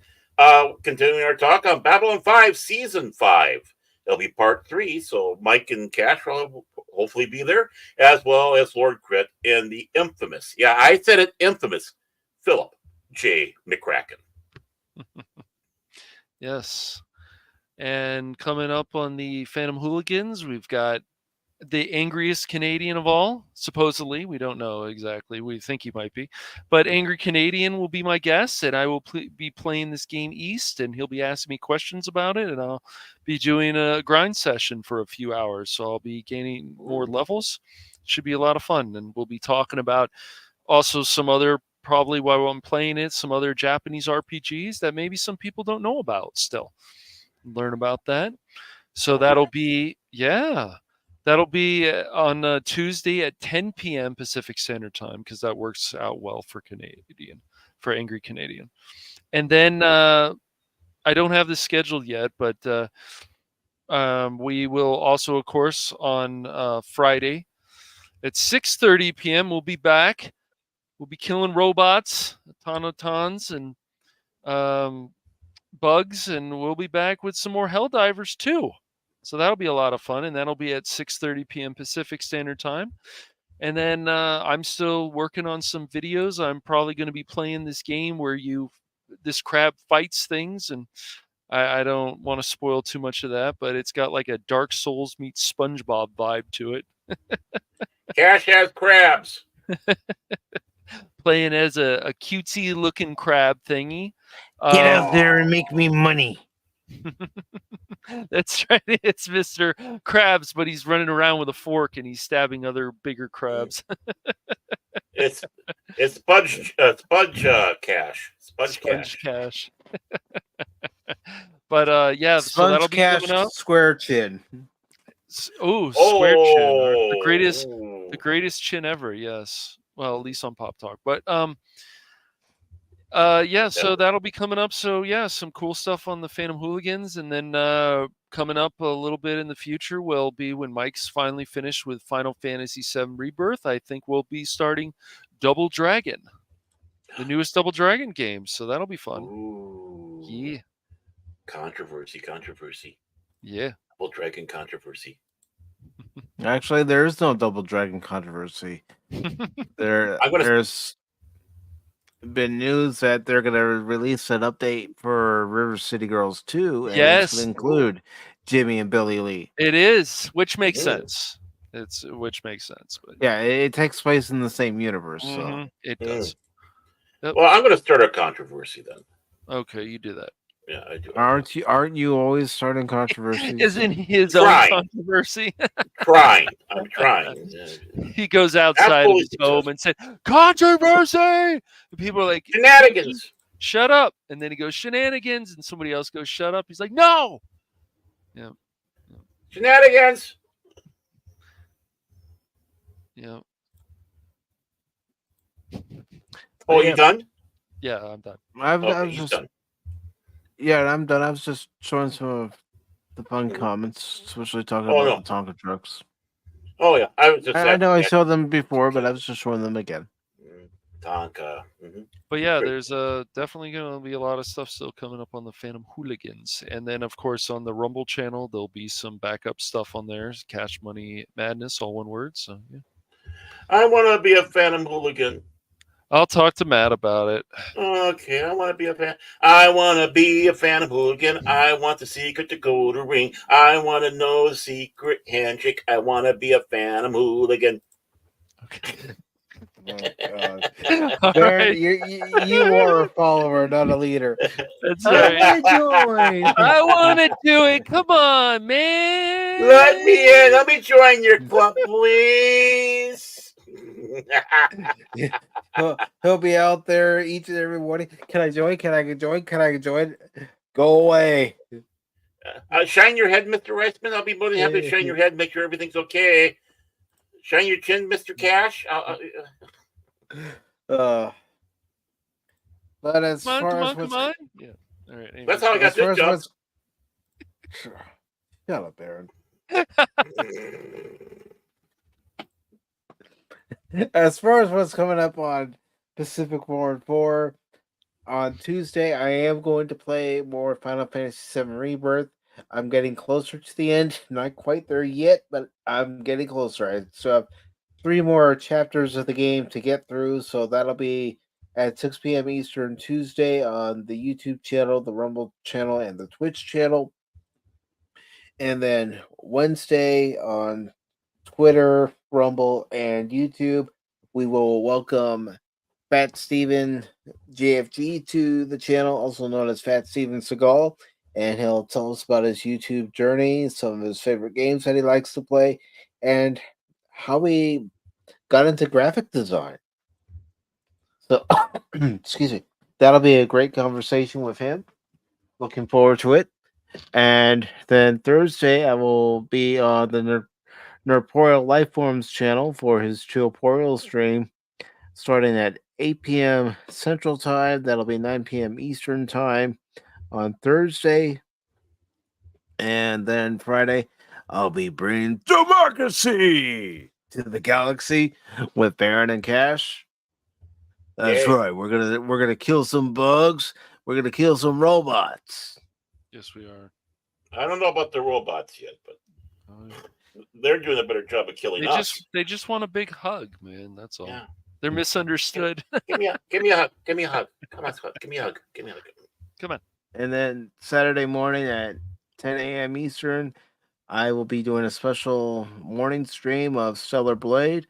Play that for a few hours before joining Baron later that night for our third part of Babylon 5 Season 5. And then, of course, next Sunday, Pop Talk again.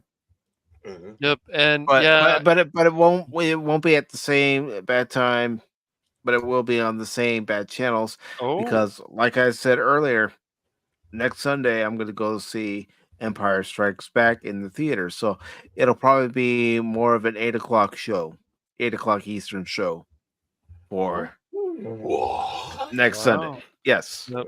Oh, and before Jace kills me, I better also mention that. Oh yes, on Thursday, because he probably will later on. Thursday, of course, 5:40. So 5:40 on Thursday. Yep. Maybe I'll try to crash that party. We'll see if I'm alive. But at this time, I want to thank everybody for watching this over on Twitter, over on the YouTube channels, Pacific Forum 4, Phantom Hooligans, Baron Orman Tags Phantom Legacy, and also Baron Orman Tags Facebook. Thank you all very much. And of course, I do want to say hello to Cool Frog over on Rumble. Thank you for stopping by. Good to see you. Ribbit. And I also want to thank those of you who stopped by on YouTube. We had, of course, TGAP Steve with his latest iteration of Beverly Hills 414. Steve, you need to come to my office after the show. We need to have a talk.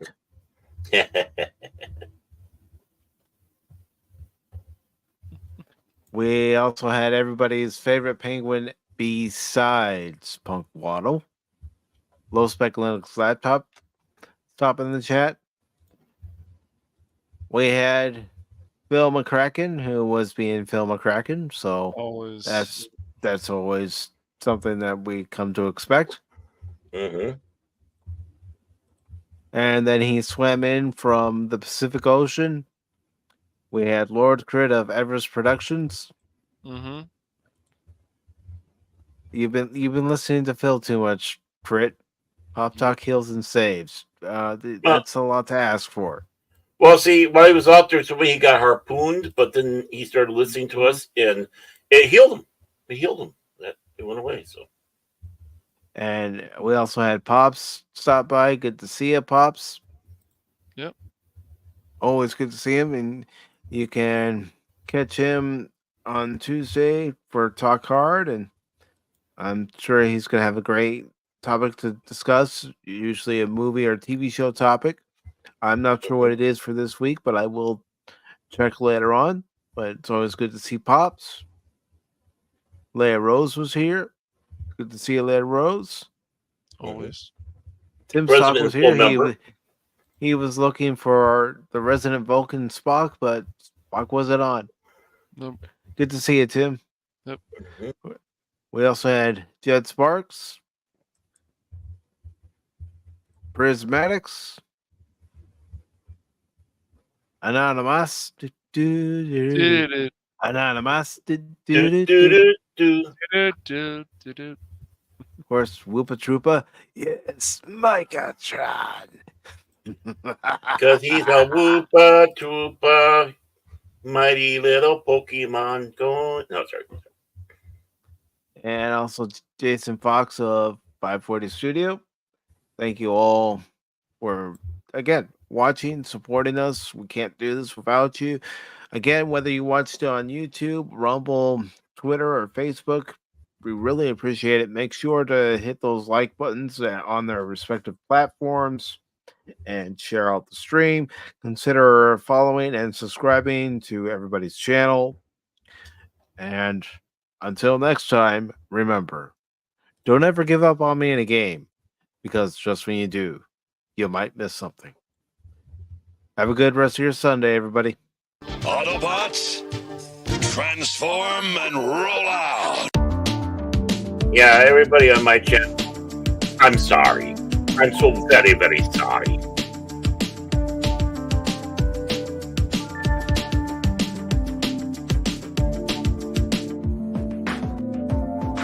Oh.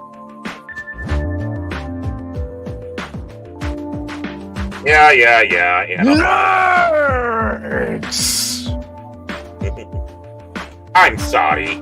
I'm so very sorry.